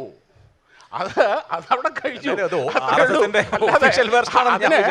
ഞാൻ പറഞ്ഞില്ലേ, അതിന് ഇപ്പോഴും അദ്ദേഹം ഈ ചർച്ചയിൽ എന്തുകൊണ്ടാണ് RSSന്റെ പ്രതിനിധി അല്ല എന്ന് ആദ്യം തന്നെ മുൻകൂർ ജാമ്യം എടുത്തത് ഇപ്പൊ മനസ്സിലായി. എന്താന്ന് പറഞ്ഞാൽ അല്ല എന്ന് പറഞ്ഞത് എന്താ പറഞ്ഞു കഴിഞ്ഞാൽ, എന്നെ സംഘടന നിയോഗിച്ചിട്ടില്ല, എന്നെ ആ പണി സംഘടന ഏൽപ്പിച്ചിട്ടില്ല. ഇതുപോലെയുള്ള ഒരു ചർച്ചയിൽ RSS വരാത്തതുകൊണ്ടായിരിക്കും. എനിക്കറിയില്ല. അത് പിന്നെ ഒരു കാര്യം ഞാൻ പറയാം, ഇതുകൊണ്ടായിരിക്കും ഈ ചോദ്യത്തെ നേരിടാൻ കഴിയാത്തതുകൊണ്ടാണ് അവർ വരാത്തത്.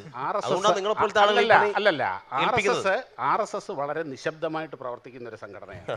വളരെ നിശബ്ദമായിട്ടാണ് RSS നിശബ്ദമായിട്ട് പ്രവർത്തിക്കുന്ന സംഘടനയാണ്. നിങ്ങളതിനെ നിഗൂഢമായിട്ട് പ്രവർത്തിക്കുന്നു എന്ന് പറയും.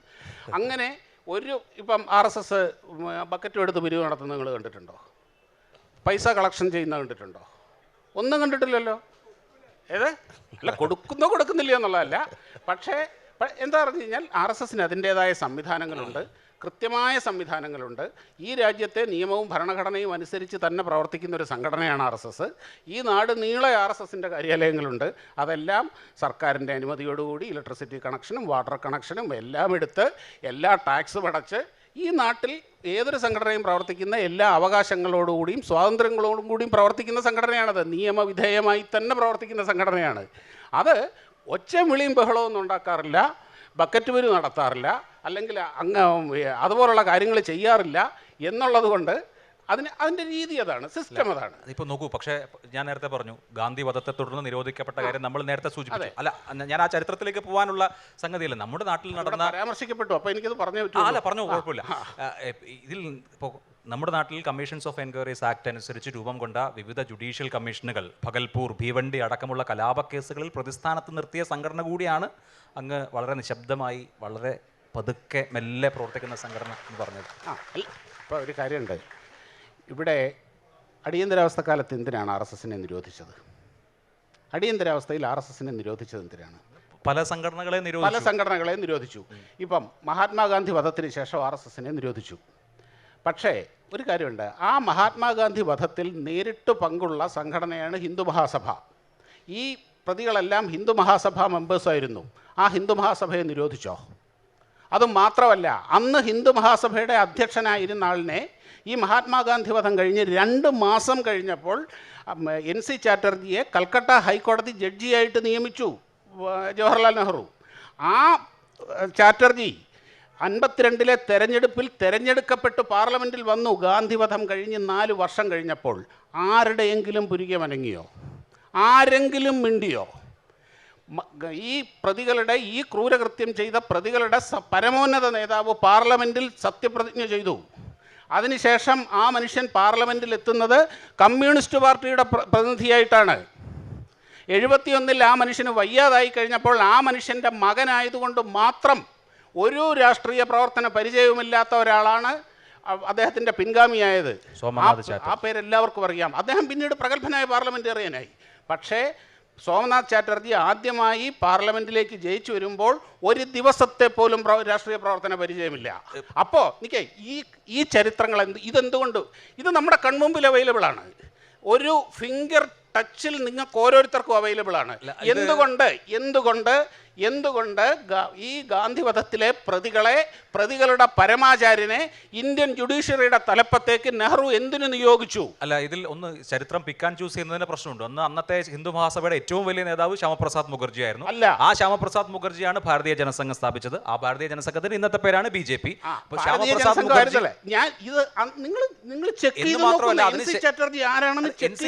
ഹിന്ദു മഹാസഭ നേതാവായിരുന്നു. ഗാന്ധിവധത്തെ തുടർന്ന് അദ്ദേഹം ഹിന്ദു മഹാസഭയിൽ നിന്ന് രാജിവെച്ചു. ഇവിടുത്തെ പ്രശ്നം അതല്ല. നിരോധിക്കപ്പെട്ടോ? ഹിന്ദു മഹാസഭയെ എന്തുകൊണ്ട് നിരോധിച്ചില്ല? ഈ ഹിന്ദു മഹാസഭയുടെ നേതാവിനെ എന്തിന് ഇന്ത്യയുടെ ജുഡീഷ്യറിയുടെ തലപ്പത്തേക്ക് നിയോഗിച്ചു? അത് ബൽറാം പറയേണ്ട കാര്യമാണ്. ഇവിടെ അതിനുശേഷം ഒരു ജുഡീഷ്യൽ കമ്മീഷനെ നിയോഗിക്കുകയും ആ ജുഡീഷ്യൽ കമ്മീഷന്റെ ഫൈൻഡിങ്സ് ഒക്കെ പൊതുരേഖയാണ്. അപ്പൊ ഞാൻ പറയുന്നത് ഇതൊക്കെ പിക്കാൻ ചൂസ് ചെയ്യുന്നതിനുള്ള പ്രശ്നങ്ങളാണ്. അത് തന്നെയാണ് നിങ്ങളുടെയും പ്രശ്നം. ഏതെങ്കിലും ജുഡീഷ്യൽ കമ്മീഷൻ RSSനെ കുറ്റപ്പെടുത്തി. എന്തിനാണ് പിന്നെ RSSന്റെ നിരോധനം പിൻവലിച്ചത്? എന്തുകൊണ്ടാണ്? അത് പട്ടേൽ കറസ്പോണ്ടൻസ് പറഞ്ഞ പുസ്തകം സർദാർ പട്ടേലിന്റെ കത്തുകളുടെ സമാഹാരമാണ്. അവൈലബിൾ ആണ്, അത് ലഭ്യമാണ്. ഞാനത് ഇപ്പൊ മുഴുവൻ പറയാൻ നിന്നാൽ നമ്മുടെ ഡിബേറ്റ് മുഴുവൻ സദാശിവ ഗോൾവാൾക്കറും പട്ടേലും തമ്മിൽ ദീർഘമായ കത്തിടപാടുകൾ നടത്തുന്നുണ്ട്. അദ്ദേഹം കുറേ നിബന്ധനകൾ വെക്കുന്നുണ്ട്. നിങ്ങൾ രാജ്യത്തെ നിയമം അംഗീകരിക്കണമെന്ന് പറയുന്നുണ്ട്. നിങ്ങൾക്കൊരു ഭരണഘടന വേണം. ഇമാതിരി തോന്നിയാവസ്ഥ കാണിക്കരുതെന്ന് പറയുന്നത് ഒരുപാട് നിബന്ധനകളുടെ അടിസ്ഥാനത്തിലാണ് RSSന്റെ ബാൻ പിൻവലിക്കുന്നത്. എന്ന് മാത്രമല്ല, ഗോൾവാൾക്കറോട് പട്ടേൽ വളരെ ഹൃദയം മുറിഞ്ഞ് പറയുന്ന ഒരു വാചകമുണ്ട്: നിങ്ങൾ ഒഴുക്കിയ വിഷമാണ് ബാപ്പുവിന്റെ ജീവനെടുത്തത്. ഞാൻ പറയുന്ന പുസ്തകത്തിൽ പട്ടേൽ കറസ്പോണ്ടൻസ് പറഞ്ഞ പട്ടേലിന്റെ സമ്പൂർണ്ണ കത്തുകളുടെ സമാഹാരത്തിൽ ഈ വാചകങ്ങളുണ്ട്. പട്ടേലിന്റെ പ്രധാന ഡിമാൻഡ് എന്തായിരുന്നു? ഭരണഘടന വേണം. അന്ന് ഒരു കാര്യം ആലോചിക്കണം, പ്രവർത്തിക്കണമെന്ന നിബന്ധനയോടെയാണ് നിരോധനം പിൻവലിച്ചത്. പക്ഷേ 48-ൽ ഈ രാജ്യത്തിനൊരു ഭരണഘടനയില്ല. ഈ രാജ്യത്തിന് 48-ൽ ഒരു ഭരണഘടനയില്ല. അന്ന് ഇവിടുത്തെ പല സംഘടനകൾക്കും കാര്യം എങ്ങനെയാണ് ഭരണഘടന അല്ലെങ്കിൽ പ്രവർത്തന പദ്ധതികളെ പറ്റി കൃത്യമായ നിയമങ്ങളില്ല. ഭരണഘടന വേണോ? ഭരണഘടനയാക്കാം. എന്നിട്ടാണ് ഈ നിബന്ധനകൾ അംഗീകരിച്ചപ്പോഴത്തേക്ക് പട്ടേലും നെഹ്റുവും ഒക്കെ ഗാന്ധിയെ കൊന്ന RSSനോട് അങ്ങ് ക്ഷമിച്ചോ? അതുകൊണ്ടാണോ നിരോധനം പിൻവലിച്ചത്? ക്ഷമിക്കാനുള്ളതേ ഉണ്ടായിരുന്നുള്ളൂ. നീണ്ട കത്തിടപാടുകളുടെ ചരിത്രമുണ്ട്. എന്ന് മാത്രമല്ല, ഗാന്ധിവധത്തെ കുറിച്ച് നമ്മുടെ ഇപ്പോൾ ഈ ബുക്ക് സ്റ്റാളിൽ ഉള്ള ഒരു പുസ്തകം ധീരേന്ദർ K. ജാ എഴുതിയ ഗാന്ധിസ് അസാസിൻസ് പറഞ്ഞ പുതിയ പുസ്തകത്തിൽ ശരിക്കും എങ്ങനെയാണ് RSSന്റെ പങ്കാളിത്തം മൂടി വെച്ചത് എന്ന് കൂടി പറയുന്നുണ്ട്. ആളുകൾക്ക് എല്ലാവരും വായിക്കട്ടെ. ഇവിടെ ശ്രീ ബൽറാം ഇത്രയും കാലം ഭരിച്ചല്ലോ, എന്തിന് RSSന്റെ നിരോധനം പിൻവലിച്ചു? ശരി, അദ്ദേഹം മറുപടി പറയും. ഇതൊക്കെ അദ്ദേഹം മറുപടി പറയേണ്ട വിഷയങ്ങളാണ്. അല്ല, സ്വാഭാവികമായിട്ടും നമ്മളെല്ലാവരും ചേർന്നാണ് RSSന് മറുപടി പറയേണ്ടത്. അതാണ് ഞാൻ കാണുന്നത്. എനിക്കതിൽ അഭിലാഷ് പറഞ്ഞതിലെ ഒരു കാര്യം ഞാൻ ആവർത്തിക്കാൻ ആഗ്രഹിക്കുകയാണ്. ചരിത്രത്തിൽ നിന്ന് ഈ ചെറി പിക്ക് ചെയ്ത് നമ്മൾ ചില ഇൻസിഡൻസ് മാത്രം എടുത്ത് അതിനെ ആസ്പദമാക്കിയൊരു നെറേറ്റീവ് സൃഷ്ടിക്കുമ്പോൾ ലാർജർ പിക്ചർ പലപ്പോഴും മിസ്സായി പോകും. സി, ഇന്ത്യയുടെ സ്വാതന്ത്ര്യ സമരം ചോദ്യങ്ങളാണ്. ആ ചോദ്യങ്ങൾക്ക് ഉത്തരം ആവശ്യമില്ലേ? അപ്പോൾ ഇന്ത്യയുടെ സ്വാതന്ത്ര്യ സമരം എന്ന് പറയുന്നത് വലിയൊരു സമവായത്തിൻ്റെ ഒരു മൂവ്മെൻറ്റാണ്.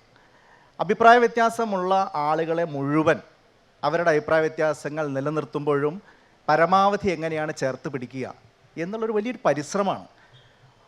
അതിന് ഒരു 75 വർഷം ഇപ്പുറം നിന്നുകൊണ്ട് ഏതെങ്കിലും ചില ഇൻസിഡൻസ് എടുത്തുകൊണ്ട് നിങ്ങൾ അന്നത് ചെയ്ത് ശരിയായില്ല എന്ന് പറയുന്നത് അതിലൊരു അപാകതയുണ്ട്. ചരിത്രത്തെ ആ നിലയിലല്ല നമ്മൾ വിശകലനം ചെയ്യേണ്ടത്. ഉദാഹരണത്തിന് ഈ 1947 ഓഗസ്റ്റ് 15-ന് ബ്രിട്ടീഷുകാരുമായിട്ടുള്ള കരാറിൻ്റെയും അന്നത്തെ രാഷ്ട്രീയ കാലാവസ്ഥയുടെയൊക്കെ അടിസ്ഥാനത്തിൽ ഇന്ത്യൻ നാഷണൽ കോൺഗ്രസ്സിന് സ്വന്തം നിലയ്ക്ക് നെഹ്റുവിൻ്റെ നേതൃത്വത്തിൽ ഒരു ഗവൺമെൻറ് ഉണ്ടാക്കാമായിരുന്നു വേണമെങ്കിൽ. ആരും ചോദിക്കാനും പറയാനുണ്ടായിരുന്നില്ല. കോൺഗ്രസിൻ്റെ മന്ത്രിമാരെ മാത്രം ഉൾക്കൊണ്ടുകൊണ്ടുള്ള ഒരു ഗവൺമെൻറ് അന്ന് ഉണ്ടാക്കിയാലും അതിലൊരാളും അപാകത കാണില്ല. പക്ഷേ ആ ഗവൺമെൻറ് എന്താ ചെയ്തത്? അങ്ങനെ ഒരു കോൺഗ്രസ് ഗവൺമെൻറ് മാത്രമായിട്ടല്ല അത് രൂപീകരിച്ചത്. അതൊരു സർവകക്ഷി ഗവൺമെൻറ് ആയിരുന്നു. അതിൽ കോൺഗ്രസിൻ്റെ ഏറ്റവും വലിയ നിശ്ചിത വിമർശകൻ അംബേദ്കർ ഉണ്ടായിരുന്നു. അതിൽ ഈ ശ്യാമപ്രസാദ് മുഖർജി ഉണ്ടായിരുന്നു. ജോൺ മത്തായി അടക്കമുള്ള ആളുകളുണ്ടായിരുന്നു.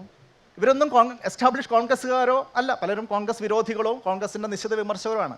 പക്ഷേ ഒരു സമവായത്തിൻ്റെ അന്തരീക്ഷമാണ് അന്ന് നമ്മൾ പരിശ്രമിച്ചത്. അല്ലെങ്കിൽ അന്നത്തെ ദേശീയ നേതൃത്വം ഈ പറയുന്ന ഒരു ലാർജർ പേഴ്സ്പെക്റ്റീവിൽ വലിയ നാശനഷ്ടങ്ങൾ, വിഭജനം, അതിൻ്റെ ഭാഗമായിട്ടുള്ള കലാപങ്ങൾ, നമുക്ക് ചിന്തിക്കാൻ കഴിയുന്നതിനപ്പുറത്തുള്ള ക്ഷാമം. ഇന്ത്യയുടെ സ്വാതന്ത്ര്യത്തിൻ്റെ ഒരു 4-5 വർഷം മുമ്പാണ് ബംഗാൾ ഫാമിൻ ഉണ്ടായത്. ഏതാണ്ട് 40 ലക്ഷം ആളുകളാണ് അന്ന് മരിച്ചതെന്ന് കണക്ക്. 40 ലക്ഷം എന്ന് പറഞ്ഞാൽ ഇപ്പോൾ തിരുവനന്തപുരം ജില്ലയുടെ ജനസംഖ്യയേക്കാൾ കൂടുതൽ ജനസംഖ്യയുള്ള ആളുകൾ പട്ടിണി കിടന്ന് കഞ്ഞുടിക്കാൻ നിവൃത്തിയില്ലാണ്ട് മരിച്ചു വീണത് സ്വാതന്ത്ര്യത്തിൻ്റെ 4-5 വർഷം മുമ്പാണ്. അപ്പോൾ ഇങ്ങനെ ഒരു അന്തരീക്ഷത്തിൽ ഒരു സമവായം പലതും അക്കോമഡേറ്റ് ചെയ്തുകൊണ്ട് ചിലത് കണ്ടില്ല എന്നടിച്ചുകൊണ്ട് മുന്നോട്ട് പോവുക എന്നുള്ളത് അന്നത്തെ കാലത്തെ ഒരു വലിയ ശരിയായിരുന്നു എന്ന് തന്നെയാണ് ഞാൻ വിശ്വസിക്കുന്നത്. RSSൻ്റെ ഈ ഗാന്ധിവാദത്തിലുള്ള പങ്ക് അത് അഭിലാഷ് വളരെ കൃത്യമായിട്ട് അവിടെ പറഞ്ഞു. RSSന് ഇന്ന് സ്വീകാര്യനായി മാറിയിരിക്കുന്ന മോദി, ഇന്ത്യയിലെ ലോകത്തെ ഏറ്റവും വലിയ പ്രതിഭ പണി കഴിപ്പിച്ചിട്ടുള്ള സർദാർ വല്ലഭായ് പട്ടേൽ തന്നെ ഈ പറയുന്ന ഗോൾവാൾക്കർക്ക് എഴുതിയ കറസ്പോണ്ടൻസിൽ വളരെ കൃത്യമായി പറഞ്ഞിരുന്നുണ്ട്, നിങ്ങളാണ് ഗാന്ധിവാദത്തിൻ്റെ അന്തരീക്ഷം ഇവിടെ സൃഷ്ടിച്ചതെന്ന്. അപ്പോൾ നമ്മൾ തിരുവനന്തപുരത്ത് നിന്നാണല്ലോ സംസാരിക്കുക. ONV കുറുപ്പ് സാർ ഒരു കാര്യം പറഞ്ഞിട്ടുണ്ട്, ഗാന്ധിവാദത്തിൻ്റെ അന്ന് ഈ തിരുവനന്തപുരത്ത് RSSൻ്റെ ആളുകൾ ലഡു വിതരണം ചെയ്തിരുന്നു എന്ന്. ഗോൾവാൾക്കറുടെ പ്രസംഗത്തെക്കുറിച്ച് പറഞ്ഞിട്ടുണ്ട്. അപ്പോൾ ഇങ്ങനെയുള്ള RSSുമായിട്ടുള്ള ഗാന്ധി അസാസിൻസിൻ്റെ ബന്ധം അത് ഒരു തേർഡ് പാർട്ടി അഭിപ്രായമായിട്ട് മാത്രമല്ല. നാഥുറാം വിനായക് ഗോഡ്സെ എന്ന് പറയുന്ന ഗാന്ധിഘാതകൻ്റെ നേരായ സഹോദരനായിട്ടുള്ള ഗോപാൽ ഗോഡ്സെ, അദ്ദേഹം വളരെ കൃത്യമായിട്ട് പറയുന്നുണ്ട്. ഏതാണ്ട് ഇങ്ങനെയാണ്, I and my brother were schooled in RSS. ഞങ്ങളുടെ ഒരു സ്കൂളിംഗ്, ഞങ്ങളുടെ ഒരു ആശയപരമായിട്ടുള്ള രൂപീകരണം RSS ആണ്. ഞങ്ങളുടെ കാഴ്ചപ്പാടുകളെ ഏറ്റവും കൂടുതൽ സ്വാധീനിച്ചത് RSS ആണ്. ഈ RSSൻ്റെ പ്രശ്നം ഞാൻ നേരത്തെ പറഞ്ഞാണ്, അവർക്ക് കൃത്യമായിട്ടുള്ളൊരു മെമ്പർഷിപ്പ് രജിസ്റ്റർ ഒന്നുമില്ലല്ലോ. ആരാണ് RSSകാരൻ, ആരാണ് RSSകാരൻ അല്ലാത്തത് എന്ന് പറയാൻ നമുക്ക് ആർക്കും കൃത്യമായിട്ട് തെളിവില്ല. ഇപ്പം ഇദ്ദേഹം ഇവിടെ വന്ന് ഞാൻ RSS അനുഭാവിയാണ്, RSS മെമ്പറാണ്, അല്ലെങ്കിൽ RSSനെ ചുമതലപ്പെടുത്തിയ ആളല്ല എന്ന് പറഞ്ഞൊഴിയാൻ പറ്റുന്ന തരത്തിലുള്ളൊരു സൗകര്യം അന്ന് ഗോഡ്സെ അടക്കമുള്ള ആളുകൾക്ക് ഉണ്ടായിരുന്നു. ഇത് തന്നെയാണ്, ഒരു പ്രശ്നം വന്ന് പിടിക്കപ്പെടുമ്പോൾ അയ്യോ ഞാൻ RSS അല്ല എന്ന് പറയുന്ന ഒരു തന്ത്രം ഇവർ അന്ന് തൊട്ടേ പയറ്റുന്നതാണ്. അപ്പോൾ അതുകൊണ്ട് ഗോഡ്സെ RSSലെ മെമ്പറാണ്, ഇന്ന യൂണിറ്റിലെ ഇത്ര നമ്പർ മെമ്പർഷിപ്പ് ഉള്ള ആളാണ് എന്ന് നമുക്ക് അന്നും തെളിയിക്കാൻ പറ്റില്ല, ഇന്നും തെളിയിക്കാൻ പറ്റില്ല. പക്ഷേ ഹിന്ദു മഹാസഭ മെമ്പറാണെന്നുള്ളതിന് തെളിവുണ്ട്. ഹിന്ദു മഹാസഭ മെമ്പറാണെന്നുള്ളതിന് തെളിവുണ്ട്. ആ ഹിന്ദു മഹാസഭയുടെ ഏറ്റവും വലിയ സ്ഥാപകനും അതിൻ്റെ പ്രയോക്താവും അതിൻ്റെ ആശയമായ ഹിന്ദുത്വ എന്ന് പറയുന്ന ആശയത്തിൻ്റെ സ്രഷ്ടാവുമായിട്ടുള്ള VD സവർക്കറാണ് ഇന്ന് ഇവരുടെ ഏറ്റവും വലിയ ഐഡിയലോഗ്.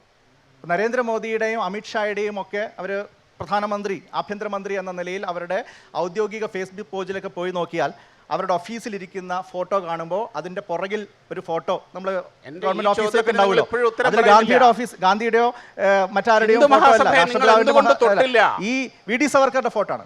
അപ്പോൾ ഈ VD സവർക്കറിൻ്റെ ആശയത്തെ ഇന്നും ആരാണ് പങ്കുപറ്റുന്നത്? അത് BJP ആണ്. BJPയുടെ യഥാർത്ഥത്തിൽ BJPയുടെ തൊട്ട് മുമ്പത്തെ രൂപമായ ജനസംഘം ഈ ഹിന്ദുത്വം എന്ന് പറയുന്ന ആശയത്തെ ആ നിലയിൽ പരസ്യമായിട്ട് ഉദ്ഘോഷിച്ചിരുന്നില്ല. BJP 80കളുടെ തുടക്കത്തിൽ തുടങ്ങിയ സമയത്ത് BJPയുടെയും ഐഡിയോളജി എന്ത് എന്നുള്ള ചോദ്യത്തിന് ഹിന്ദുത്വ എന്നവർ പരസ്പരം പറഞ്ഞിരുന്നില്ല. 1988 മെയ് മാസം 11-ാം തീയതിയാണെന്ന് എൻ്റെ ഓർമ്മ, പാലംപൂർ ഡിക്ലറേഷൻ എന്ന് പറയുന്ന ഇവരുടെ ഡിക്ലറേഷൻ ഉണ്ട്. ഹിമാചൽ പ്രദേശിലെ പാലംപൂർ എന്ന് പറയുന്ന സ്ഥലത്ത് BJPയുടെ നാഷണൽ എക്സിക്യൂട്ടീവ് കമ്മിറ്റി യോഗം ചേർന്ന് അതിൽ വെച്ചിട്ടാണ് 2 പ്രധാനപ്പെട്ട തീരുമാനം അവരെടുക്കുന്നത്. ഞങ്ങളുടെ ഐഡിയോളജി ഹിന്ദുത്വം എന്ന് പറയുന്ന ആശയമാണ്. രണ്ടാമത്തെ അവരുടെ അന്നത്തെ പ്രഖ്യാപനം രാമജന്മഭൂമി എന്ന പേരിൽ ഞങ്ങൾ വിഷയത്തെ ഉയർത്തിക്കാട്ടാൻ പോവുകയാണ്. അതുവരെ അതൊരു സിവിൽ ഡിസ്പ്യൂട്ടായിട്ട് കോടതിയിൽ നിൽക്കേണ്ട കാര്യമായിരുന്നു. BJP അതുകൊണ്ട് പറയുകയാണ്, ഇതൊരു സിവിൽ ഡിസ്പ്യൂട്ടല്ല, ഇത് വിശ്വാസത്തിൻ്റെ പ്രശ്നമാണ്, ഇതിൽ കോടതി ഇടപെടാൻ പറ്റില്ല, ഇത് ഞങ്ങളുടെ വികാരമാണ്, അതുകൊണ്ട് നിയമപരമായിട്ടുള്ള പരിഹാരമൊന്നും പോലെ ഞങ്ങൾ രാഷ്ട്രീയമായ ഒരു മുദ്രാവാക്യമായിട്ട് ഇതിനെ ഏറ്റെടുക്കും. അന്ന് തൊട്ടാണ് ഇവരുടെ സംഹാരാത്മകത യഥാർത്ഥത്തിൽ പുറത്തു ചാടിയത്, ഇത്രയും പരസ്യമായിട്ട് പുറത്തു വന്നത്. അത് 1980കളുടെ അവസാനത്തിലാണ്. അന്ന് അവർക്ക് 2 സീറ്റേ ഉണ്ടായുള്ളൂ. അപ്പോൾ ആ നിലയിൽ ഇവർ അവരുടെ സൗകര്യത്തിന് ബാഗിൽ നിന്ന് മാജീഷ്യന്മാരിങ്ങനെ മുയലിനെയും അതൊക്കെ എടുക്കണ പോലെ ഓരോ അവസരത്തിൽ അവർക്ക് ആവശ്യമുള്ള കുറേ സാധനങ്ങൾ എടുക്കുമെന്നുള്ളത് മാത്രമേ ഉള്ളൂ. ഇവർ അടിസ്ഥാനപരമായിട്ടുള്ള പ്രത്യയശാസ്ത്രം ഇവർ ഒളിപ്പിച്ചു വെച്ച് തന്നെയാണ്. അത് ഈ രാജ്യത്തെ ഒരു മതരാഷ്ട്രമാക്കുക എന്നുള്ളതാണ്. അതിൻ്റെ വില കൊടുക്കേണ്ടി വരിക ഇവിടുത്തെ മുഴുവൻ മനുഷ്യരുമാണ് എന്നുള്ള തിരിച്ചറിവിൻ്റെ പേരാണ് ജനാധിപത്യം. ശരി, നമുക്കൊന്ന് സനോജിൻ്റെ ഒരു കമൻറ്റ് കൂടി ചുരുക്കിയാൽ നന്നായി, കാരണം നമുക്ക് ഓഡിയൻസിൻ്റെ ചോദ്യങ്ങൾ കൂടി എടുക്കണം. ഇപ്പോൾ ഷാബു പ്രസാദിൻ്റെ വാദങ്ങൾ കേട്ടാൽ ഗാന്ധി വധത്തിൽ RSSന് യാതൊരു പങ്കുമില്ല, അതൊക്കെ വേറെ ആരോ നടത്തിയതാണ് എന്ന മട്ടിലാണ് വാദങ്ങൾ നടക്കുന്നത്. ചില കാര്യങ്ങൾ ഇവിടെ ഇപ്പം VT ബൽറാം പറഞ്ഞു. ഇവിടെ ഇപ്പോൾ ഈ തിരുവനന്തപുരം നഗരത്തിൽ തന്നെ ഇപ്പോൾ ONV അദ്ദേഹത്തിൻ്റെ ഒരു ഓർമ്മക്കുറിപ്പിൽ പറയുന്നുണ്ട്, ഒരു 2 ആഴ്ച മുന്നേ ഞാൻ ഗോൾവാൾക്കർ പ്രസംഗിക്കുന്നത് ഞാൻ തെരുവിൽ വെച്ച് കേട്ടു. അപ്പോൾ ഗാന്ധിയെ വളരെ മോശമാക്കി ചിത്രീകരിച്ചുകൊണ്ട് ഗാന്ധി വധിക്കപ്പെടേണ്ടതാണ്, ഗാന്ധി ഈ നാട്ടിന് വലിയ അപകടം ചെയ്ത ഒരാളാണ് എന്ന പ്രചരണമാണെന്ന് RSS നടത്തിയത്. ആ പ്രസംഗം കേട്ട് 2 ആഴ്ച കഴിയുമ്പോഴേക്ക് ഗാന്ധി കൊലയപ്പെടുന്നു. ആ കൊലപാതകം നടന്ന അന്ന് വൈകുന്നേരം ഞാനിങ്ങനെ തിരുവനന്തപുരം നഗരത്തിൽ കൂടി പോകുമ്പോൾ RSSൻ്റെ, ഇത് എഴുതിയത് ONV ആണ്, RSSൻ്റെ പ്രവർത്തകർ ലഡു വിതരണം ചെയ്യുന്നത് ഞാൻ കണ്ടു എന്നാണ് പറയുന്നത്. അപ്പോൾ കൃത്യമായിട്ടും RSSൻ്റെ പങ്ക് നമുക്ക് നിഷേധിക്കാൻ വേണ്ടി കഴിയുന്നതല്ല, ആർക്കും നിഷേധിക്കാൻ വേണ്ടി കഴിയുന്നതല്ല. സവർക്കർ അതിനകത്ത് പ്രതിയായിരുന്നു. സവർക്കർ പ്രതിയായി സവർക്കർ എങ്ങനെയാണ് കോടതിയിൽ നിന്ന് പുറത്തേക്ക് വരുന്നത്? കോടതി കൃത്യമായ നിരീക്ഷണം ആ കാര്യത്തിൽ പറയുന്നുണ്ട്. തെളിവുകൾ ഇല്ലാത്തതിനാൽ വെറുതെ വിടുന്നു എന്നാണ് പറയുന്നത്. തെളിവുകളുടെ അഭാവത്തിൽ മാത്രമാണ്, പങ്കില്ല എന്ന് പറയുന്നില്ല. അപ്പോൾ അവരെയാണ് ഇപ്പോഴും ഇവർ പ്രധാനമായിട്ടും പൂജിച്ച് നടക്കുന്നത്. കമ്മീഷൻ അതേക്കുറിച്ച് ചില കണ്ടെത്തലുകൾ വേറെ നടത്തിയിട്ടുമുണ്ട്. നമുക്ക് Q&Aയിലേക്ക് പോവാം. അതിന് മുമ്പ് ഒരു ചെറിയ ചോദ്യം കൂടി. ഇപ്പോൾ അങ്ങ് പൂർണ്ണമായി നാഥൂറാം ഗോഡ്സെ തള്ളി പറഞ്ഞില്ല. ഇവിടെ നേരത്തെ ബൽറാം ഉദ്ധരിച്ച ഒരു പുസ്തകമുണ്ട്, why I assassinated Gandhi. Gopal Godse അദ്ദേഹത്തിൻ്റെ ജീവപര്യന്തം തടവ് കഴിഞ്ഞ് പുറത്തിറങ്ങിയതിന് ശേഷം എഴുതിയ പുസ്തകമാണ് എന്തുകൊണ്ട് ഞാൻ ഗാന്ധിയെ കൊന്നുവെന്ന്. അതിൽ നാഥൂറാം ഗോഡ്സെയുടെ അന്ത്യനിമിഷങ്ങൾ വിവരിക്കുന്നുണ്ട്. അങ്ങ് വായിച്ചിട്ടുണ്ടാവുമല്ലോ. നാഥൂറാം ഗോഡ്സെ തൂക്കിക്കൊല്ലാൻ പോകുന്നതിന് മുമ്പ് അവസാനമായി ചെയ്ത കാര്യം, അദ്ദേഹം ഇടം കൈയിൽ ഒരു ഭഗവത്ഗീത പിടിച്ച് അത് നെഞ്ചോട് ചേർത്തിട്ട് അദ്ദേഹം കഴുത്തിൽ കുരുക്ക് മുറുകുന്നതിന് മുമ്പ് അദ്ദേഹം അവസാനം ചെയ്ത കാര്യം, അദ്ദേഹം അവസാനമായി ഒരു പാട്ട് പാടി. എന്താണ്? നമസ്തേ സദാ വത്സലേ മാതൃഭൂവേ ത്വയേ ഹിന്ദ് ഭൂമേ. എന്താണ് RSSൻ്റെ ഗണഗീതം? RSSൻ്റെ ഗണഗീതം പാടി കഴുത്തിൽ കൊലക്കയറിട്ട് മരണം വരിച്ച ഒരാളെയാണ് തള്ളി പറയുന്നത് ശ്രീ ഷാബു പ്രസാദ്. ഇനിയിപ്പോൾ ഈ പുസ്തകത്തിനെ പറ്റി തന്നെ ഞാൻ പറയാം.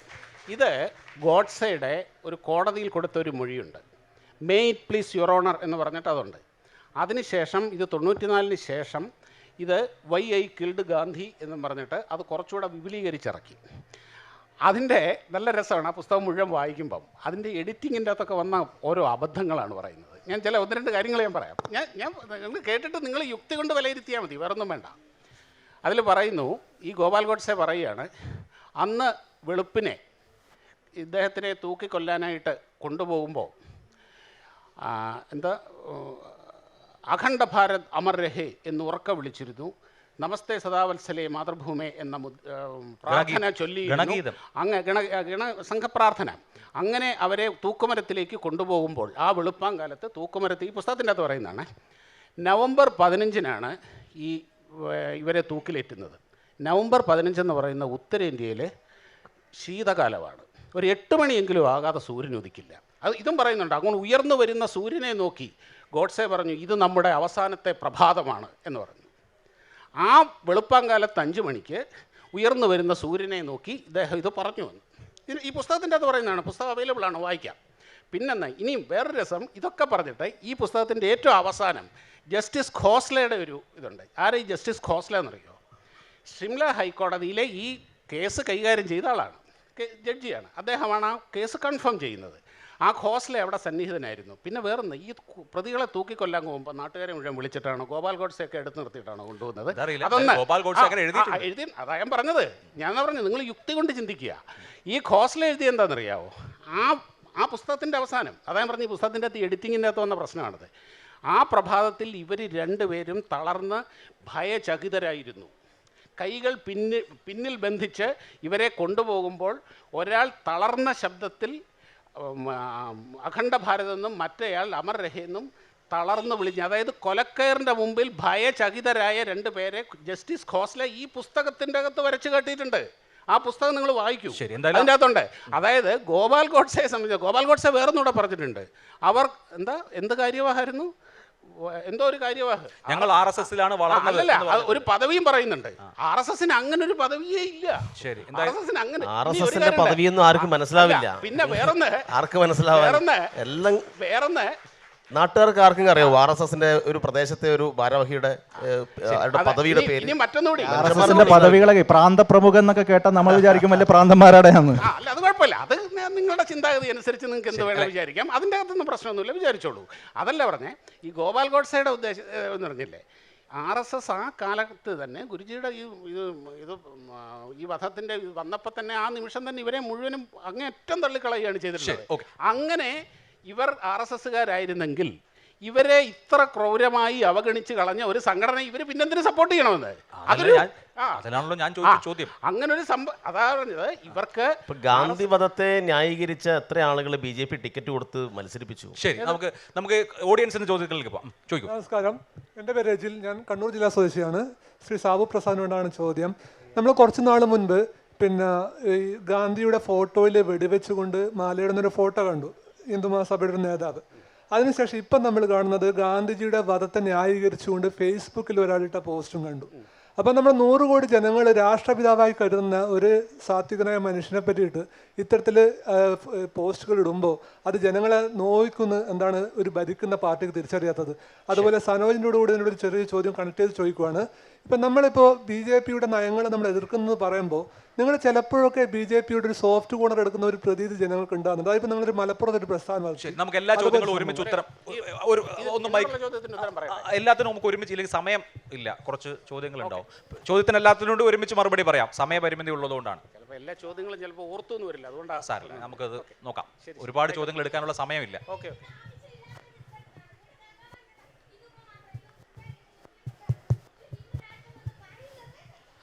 ഓക്കെ, പറയൂ. ഒരു ചെറിയ ഡിസ്ക്ലെയിമർ. ഞാൻ ഒരു പട്ടാള ഉദ്യോഗസ്ഥരാണ്, സെർവിംഗ് ആണ്. ഓക്കെ, 15 വർഷത്തോളം ഞാൻ കൗണ്ടർ ഇൻസിഡൻസിലുണ്ടായിരുന്നു, ജമ്മു കാശ്മീർ അല്ലെങ്കിൽ നാഗാലാൻഡ്, മണിപ്പൂർ എക്സെട്ര. ഓക്കെ, ഇപ്പോൾ പറഞ്ഞല്ലോ, മോഡറേറ്റർ പറഞ്ഞല്ലോ, pick and choose. I think all of you here, including the Congress rep, the DYFI guy and the RSS, you are all picking and choosing. DYFI എന്ന് പറയുന്ന particular ആ പ്രത്യേക ശാസ്ത്രം തന്നെ ഇപ്പം നമ്മളിവിടെ ജനാധിപത്യം ഇരിക്കുന്നതുകൊണ്ട് മാത്രമാണ്. അല്ലെങ്കിൽ they don't have communism doesn't talk about democracy. Okay, that is one. Congress again, UDF നെ നമുക്ക് എല്ലാവർക്കും അറിയാം, ആവശ്യം തോന്നുമ്പോൾ IUML അല്ലെങ്കിൽ everybody, you're all opportunists. അപ്പോൾ അത് വെച്ച് നമുക്ക് സംസാരിക്കേണ്ട ആവശ്യമില്ല. 62-ൽ എന്ത് നടന്നു എന്ന് നമുക്ക് എല്ലാവർക്കും അറിയാം. യുദ്ധം ഉണ്ടായപ്പോൾ 62 വാറിൽ കമ്മ്യൂണിസ്റ്റ് പാർട്ടി ഓഫ് ഇന്ത്യ എന്ത് ചെയ്യുന്നുള്ള ചോദ്യം എന്താണെന്ന് വെച്ചാൽ, what I'm asking is, I am a true blue secularist. Okay, എനിക്ക് നിങ്ങളുടെ ആരുടെ ഒന്നും പ്രൂവ് ചെയ്യേണ്ട ആവശ്യമില്ല. പക്ഷെ ഞാൻ ചോദിക്കുന്ന ഒരേ ഒരു കാര്യമുള്ളൂ, why is it that there is so much of Hindu bashing? അത്ര എനിക്കറിയാം. ശരി, ഹിന്ദു ബാഷിംഗ്. ഓക്കെ, ഇനി വേറെ ചോദ്യം ഉണ്ടെങ്കിൽ ചോദ്യം. നമസ്കാരം, എൻ്റെ പേര് ജിമേഷ് എന്നാണ്, എറണാകുളത്തു നിന്നാണ്. എനിക്ക് ഷാബു പ്രസാദിനോടാണ് ചോദിക്കാനുള്ളത്. സാറോട് പറഞ്ഞു ഇതൊരു മതേതര രാഷ്ട്രമല്ല, ഹിന്ദു രാഷ്ട്രമാണെന്ന് പറഞ്ഞു.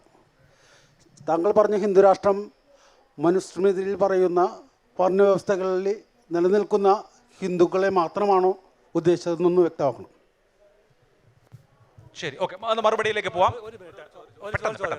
ബൽറാമിൻ്റെ അടുത്താണ്. BJPയുടെ ഒരു അജണ്ട ഉണ്ടായിരുന്നു, ഒരു രാജ്യം ഒരു തെരഞ്ഞെടുപ്പ്. അതൊരു RSSന്റെ ഒരു കുതന്ത്ര ബുദ്ധിയാണോ എന്നുള്ളതിന്റെ കൂടെ ഉത്തരം അതാണ് ചോദ്യം. അവസാനത്തെ ചോദ്യം. ഇനി ഒറ്റ ചോദ്യമുള്ളൂ. സാറ് നേരത്തെ 142 കോടി ജനങ്ങളുടെയാണ് ഈ ഹിന്ദുക്കളുമാണെന്ന് പറയുന്നുണ്ട്. വിചാരധാരയിലെ 2 അധ്യായങ്ങൾ അഭിലാഷ് പലപ്പോഴും ചർച്ചകളിലാണ് TV ചാനലിൽ. ആന്തരിക ഭീഷണികൾ 2 ചർച്ചകളുണ്ട്. ആ ആന്തരിക ഭീഷണികളിൽ ഈ 142 കോടി ജനങ്ങളിൽ ആരൊക്കെയാണ് ഭീഷണികൾ എന്നുകൂടെ ഒന്ന് വ്യക്തമാക്കിക്കൊള്ളാം. ശരി, ഓക്കെ. അപ്പം വിഷയങ്ങൾ ഒന്ന് വിചാരധാര, ഓക്കെ, പിന്നെ ഇവിടെ ഉന്നയിച്ച ഗാന്ധി വധത്തിന്റെ ഫോട്ടോയിൽ മാലയിടുന്നത്. അത് തന്നെയാണ് ഞാനും പറഞ്ഞത്. ഈ ഹിന്ദു മഹാസഭ എന്ന് പറയുന്ന പ്രസ്ഥാനം ഇന്നും ഇന്ത്യയിലുണ്ട്, അവരെ സപ്പോർട്ട് ചെയ്യുന്നുണ്ട്, അവർ ഈ കൃത്യത്തിനെ ന്യായീകരിക്കുന്നുണ്ട്, സംശയമൊന്നുമില്ല. അത് ഇപ്പം ഈ കേരളത്തിൽ അങ്ങനെ സംഭവിച്ചിട്ടുണ്ട്. കേരളത്തിൽ ഫേസ്ബുക്ക് പോസ്റ്റുകൾ വരുന്നുണ്ട്. ആരാണ് അതിന് നടപടി എടുക്കേണ്ടത്? അതിന് നടപടി എടുക്കണം എന്ന് തന്നെയാണ് എൻ്റെ വ്യക്തിപരമായ അഭിപ്രായം. 100% വേണം. ശരി. ഈ ചരിത്രം കണ്ട, ഈ ലോകം കണ്ട ഏറ്റവും വലിയ ഒരു ക്രൂരകൃത്യവും ദുരന്തവുമായിരുന്നു മഹാത്മാഗാന്ധിയുടെ വധം എന്നുള്ള കാര്യത്തിൽ ഒരു സംശയവുമില്ല. അതിനെ ആര് ന്യായീകരിച്ചാലും ഒരു ദയയും അവർ അർഹിക്കുന്നില്ല എന്ന് തന്നെയാണ്. രണ്ടാമത്തത് വിചാരധാരയാണ്. താങ്കൾ ഉത്തരം പറയേണ്ട വിഷയം. വിചാരധാര. ബൽറാം പറയും. അതായത് ഈ വിചാരധാരയിലെ ഈ 2 അധ്യായങ്ങൾ, ആഭ്യന്തര ശത്രുക്കൾ, ആഭ്യന്തര ഭീഷണികൾ എന്ന് പറഞ്ഞിട്ടുണ്ട്. ഓർക്കുക, ഈ വിചാരധാര എന്ന് പറയുന്നത് ഒരു പുസ്തകമായി ഗുരുജി ഗോൾവൾക്കർ ഒറ്റ സ്ട്രെച്ചിൽ എഴുതിയൊരു സംഭവമല്ല. പല കാലങ്ങളിൽ അതാത് കാലഘട്ടത്തിലെ ഇഷ്യൂസിനോട് പ്രതികരിച്ചുകൊണ്ട് നടത്തിയ പ്രതികരണങ്ങളും പ്രസംഗങ്ങളും ഈ ഡയറി കുറിപ്പുകളും കത്തുകളും എല്ലാം കൂടെ ചേർന്ന് സമാഹരിച്ച ഒരു പുസ്തകമാണ് ഈ വിചാരധാര എന്ന് പറയുന്നത്. ആ സ്വാതന്ത്ര്യാനന്തര കാലഘട്ടത്തിൽ ഇവിടെ നിലനിന്നിരുന്ന വളരെ വലിയ വിദ്വേഷകരമായ അല്ലെങ്കിൽ ആ വർഗീയപരമായ ചില സിറ്റുവേഷൻസ് ഉണ്ടായിരുന്നു വിഭജനത്തിൻ്റെ പശ്ചാത്തലത്തിൽ. ആ വിഭജനത്തിൻ്റെ പശ്ചാത്തലത്തിൽ അന്ന് ആ കാലത്ത് നടത്തിയ പ്രതികരണങ്ങളാണ് ഈ പറഞ്ഞ കാര്യങ്ങളുള്ളത്. പിന്നെന്താ മറ്റൊന്ന് മനുസ്മൃതിയുടെ കാര്യം പറഞ്ഞ ആരായിരുന്നു? മനുസ്മൃതിയുടെ കാര്യം പറഞ്ഞ ഒരു കാര്യം ഞാൻ പറയട്ടെ, ഞാൻ മനുസ്മൃതി കണ്ടിട്ടില്ല, ഞാൻ വായിച്ചിട്ടുമില്ല. ശരി, ഓക്കെ. RSSന്റെ പ്രത്യയശാസ്ത്രം മനുസ്മൃതി, അതിന് ചരിത്രപരമായ രാജ്യത്തിൻ്റെ ചരിത്രത്തിലെ ആയിരക്കണക്കിന് വർഷങ്ങളിൽ നീണ്ട ചരിത്രത്തിലെ ചരിത്രപരമായ ഒരു പ്രാധാന്യമാണ് മനുസ്മൃതിക്കുള്ള. അതിൻ്റെ അകത്ത് ഈ കാലഘട്ടത്തിൽ ഉൾക്കൊള്ളാൻ തള്ളേണ്ടതും കൊള്ളേണ്ടതുമായ എല്ലാ കാര്യങ്ങളും എല്ലായിടവും ഉണ്ട്. ഓക്കെ. എന്തിനാണ് നിങ്ങൾ ഹിന്ദു ഭാഷിംഗ് നടത്തുന്നത് എന്നാണ് അവിടെ നിന്ന് ചോദ്യം. അതിനുള്ള ഉത്തരം അത് എന്നോട് മാത്രമുള്ള ഒരു ചോദ്യമായിട്ടല്ല ഉന്നയിച്ചെന്ന് തോന്നുന്നു. പൊതുവിൽ ഡിസ്കഷൻ ഹിന്ദു ബാഷിംഗ് ആണെന്നാണ് അദ്ദേഹത്തിൻ്റെ ഒരു വിലയിരുത്തലെന്ന് തോന്നുന്നു. അതും നേരത്തെ ശ്രീ ഷാബു പറഞ്ഞതും കൂടി ചേർത്തുകൊണ്ട് ഞാനൊരു മറുപടി പറയാൻ ആഗ്രഹിക്കുന്നത്, ഇവരുടെ ഹിന്ദു രാഷ്ട്രം എന്ന് പറയുന്ന ആശയത്തിൻ്റെ പ്രയോഗവൽക്കരണത്തിൻ്റെ ഏറ്റവും പ്രധാനപ്പെട്ട റോഡ് ബ്ലോക്ക് എന്താണ്? ഇവർ പരസ്യമായി വിചാരധാരയിൽ പറയുന്ന പ്രഖ്യാപിത ശത്രുക്കൾ, അതിനപ്പുറത്ത് ഇവരുടെ അജണ്ടകളുടെ ഏറ്റവും വലിയ തടസ്സം എന്ന് പറയുന്നത് സെക്യുലർ ഹിന്ദുവാണ്. ഈ രാജ്യത്തെ സംബന്ധിച്ച് RSS വർഗീയമായി ഒരുപാട് ആളുകളെ പല കലാപങ്ങളിൽ കൊലപ്പെടുത്തിയിട്ടുണ്ട്. മുസ്ലിം വിരുദ്ധ കലാപങ്ങൾ ഉണ്ടായിട്ടുണ്ട്, മറ്റ് പല കലാപങ്ങൾ പ്രാദേശികമായിട്ട് അവർ ഉണ്ടാക്കിയിട്ടുണ്ട്. പക്ഷെ അവർ ഒരു പൊളിറ്റിക്കൽ ഡെസിഷൻ്റെ ഭാഗമായിട്ട് നടത്തിയ ഒരു പൊളിറ്റിക്കൽ മർഡർ അത് ഗാന്ധിയാണ്. കാരണം ഗാന്ധി ഇന്ത്യയിലെ മഹാഭൂരിപക്ഷം ആളുകളെയും സംബന്ധിച്ച് ഒരു ഹിന്ദു എങ്ങനെ ആവണം എന്നുള്ളതിനെക്കുറിച്ചുള്ള കൃത്യമായിട്ടുള്ളൊരു മോഡലാണ്. അപ്പോൾ ആ ഒരു മോഡലിനെ തകർക്കുക, ഇങ്ങനെ ആവരുത് ഹിന്ദു. ഈ ഗോഡ്സെയുടെയൊക്കെ ഏറ്റവും വലിയ വിമർശനം അങ്ങനെയാണല്ലോ, ഹിന്ദുക്കളെ ഇമ്പോർട്ടൻ്റ് ആക്കുന്നു, ഹിന്ദുക്കളെ അവരുടെ ചോർത്തിക്കളയുന്നു, അവരുടെ ഒരു എന്താ പറയുക, അവരുടെ ഇത് ചോർത്തിക്കളയുന്നു എന്നൊക്കെയാണ്. അപ്പോൾ ഇവർ ആഗ്രഹിക്കുന്ന ഒരു മിലിറ്റന്റ് ഹിന്ദുത്വമാണ്. അതെ, ഗോഡ്സേക്ക് RSSനോടുള്ള വിമർശനമായിരുന്നത്. ഇതിന്റെ ഗ്രേഡ് പലതാണല്ലോ. അതാ പറഞ്ഞു, RSSൽ തുടങ്ങി അതിന്റെ എക്സ്ട്രീം രൂപത്തിലേക്ക് പോയി എന്ന് മാത്രമേ ഉള്ളൂ. ഇപ്പൊ താലിബാനാണോ ISIS ആണോ മോശം എന്ന് ചോദിച്ചാൽ നമുക്ക് ഒറ്റയടിക്ക് പറയാൻ പറ്റില്ല. കോൺഗ്രസ്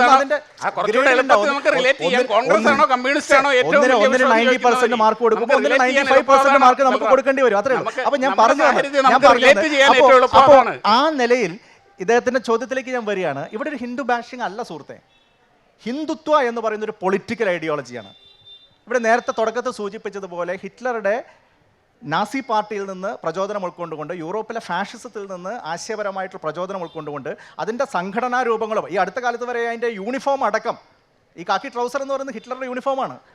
ആ ഹിറ്റ്ലറുടെ യൂണിഫോം അടക്കം പ്രാവർത്തികമാക്കി കേരള പോലീസിന് ഒരു കാലത്ത് കാക്കി ട്രൗസർ ആയിരുന്നു കേട്ടോ. കേരള പോലീസിന്റെ അത് 80s മാറ്റി, നിങ്ങളിപ്പോൾ 2 വർഷം മുമ്പായിട്ട് മാറ്റിയത്.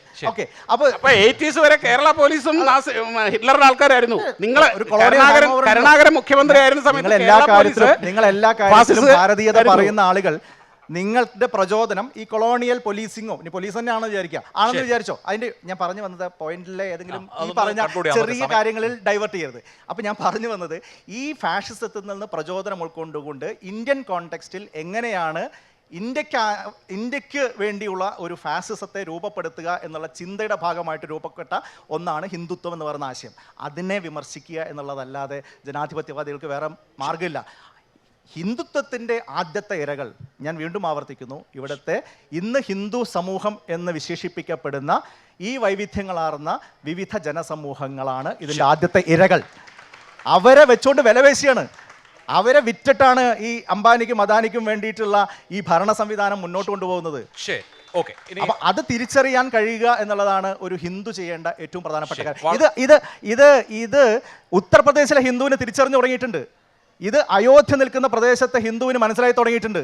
അതുകൊണ്ടാണ് അയോധ്യ നിൽക്കുന്ന ആ ഫൈസാബാദ് പാർലമെന്ററി സീറ്റിൽ ഇവർക്ക് പരാജയം നേരിടേണ്ടി വന്നത്. ശരി. അപ്പൊ അവിടെ അടക്കം ആളുകൾക്ക് നേരം വെളുക്കുമ്പോൾ കേരളത്തിലെ ആളുകൾ അതിന്റെ യാഥാർത്ഥ്യം കുറച്ചുകൂടി കൃത്യമായി മനസ്സിലാക്കണം എന്നുള്ളതാണ് എനിക്ക് ഒരു സൂചിപ്പിക്കുന്നത്. ഫൈനൽ കമന്റ്, അതായത് ലെഫ്റ്റ് ഒരു സോഫ്റ്റ്നെസ് കാണിക്കുന്നുണ്ടോ എന്നുള്ള ഒരു ചോദ്യത്തിന് ഉത്തരം പറഞ്ഞുകൊണ്ട് നമുക്ക് അവസാനിപ്പിക്കാം. സമയം ഇതിനോടകം അദ്ദേഹത്തിൻ്റെ ചോദ്യത്തിൽ തന്നെ ഒരു പ്രതീതി ഉണ്ടാക്കുന്നു എന്നാണ് പറഞ്ഞത്. അത് പ്രതീതിയും യാഥാർത്ഥ്യവും തമ്മിൽ വ്യത്യാസമുണ്ടല്ലോ.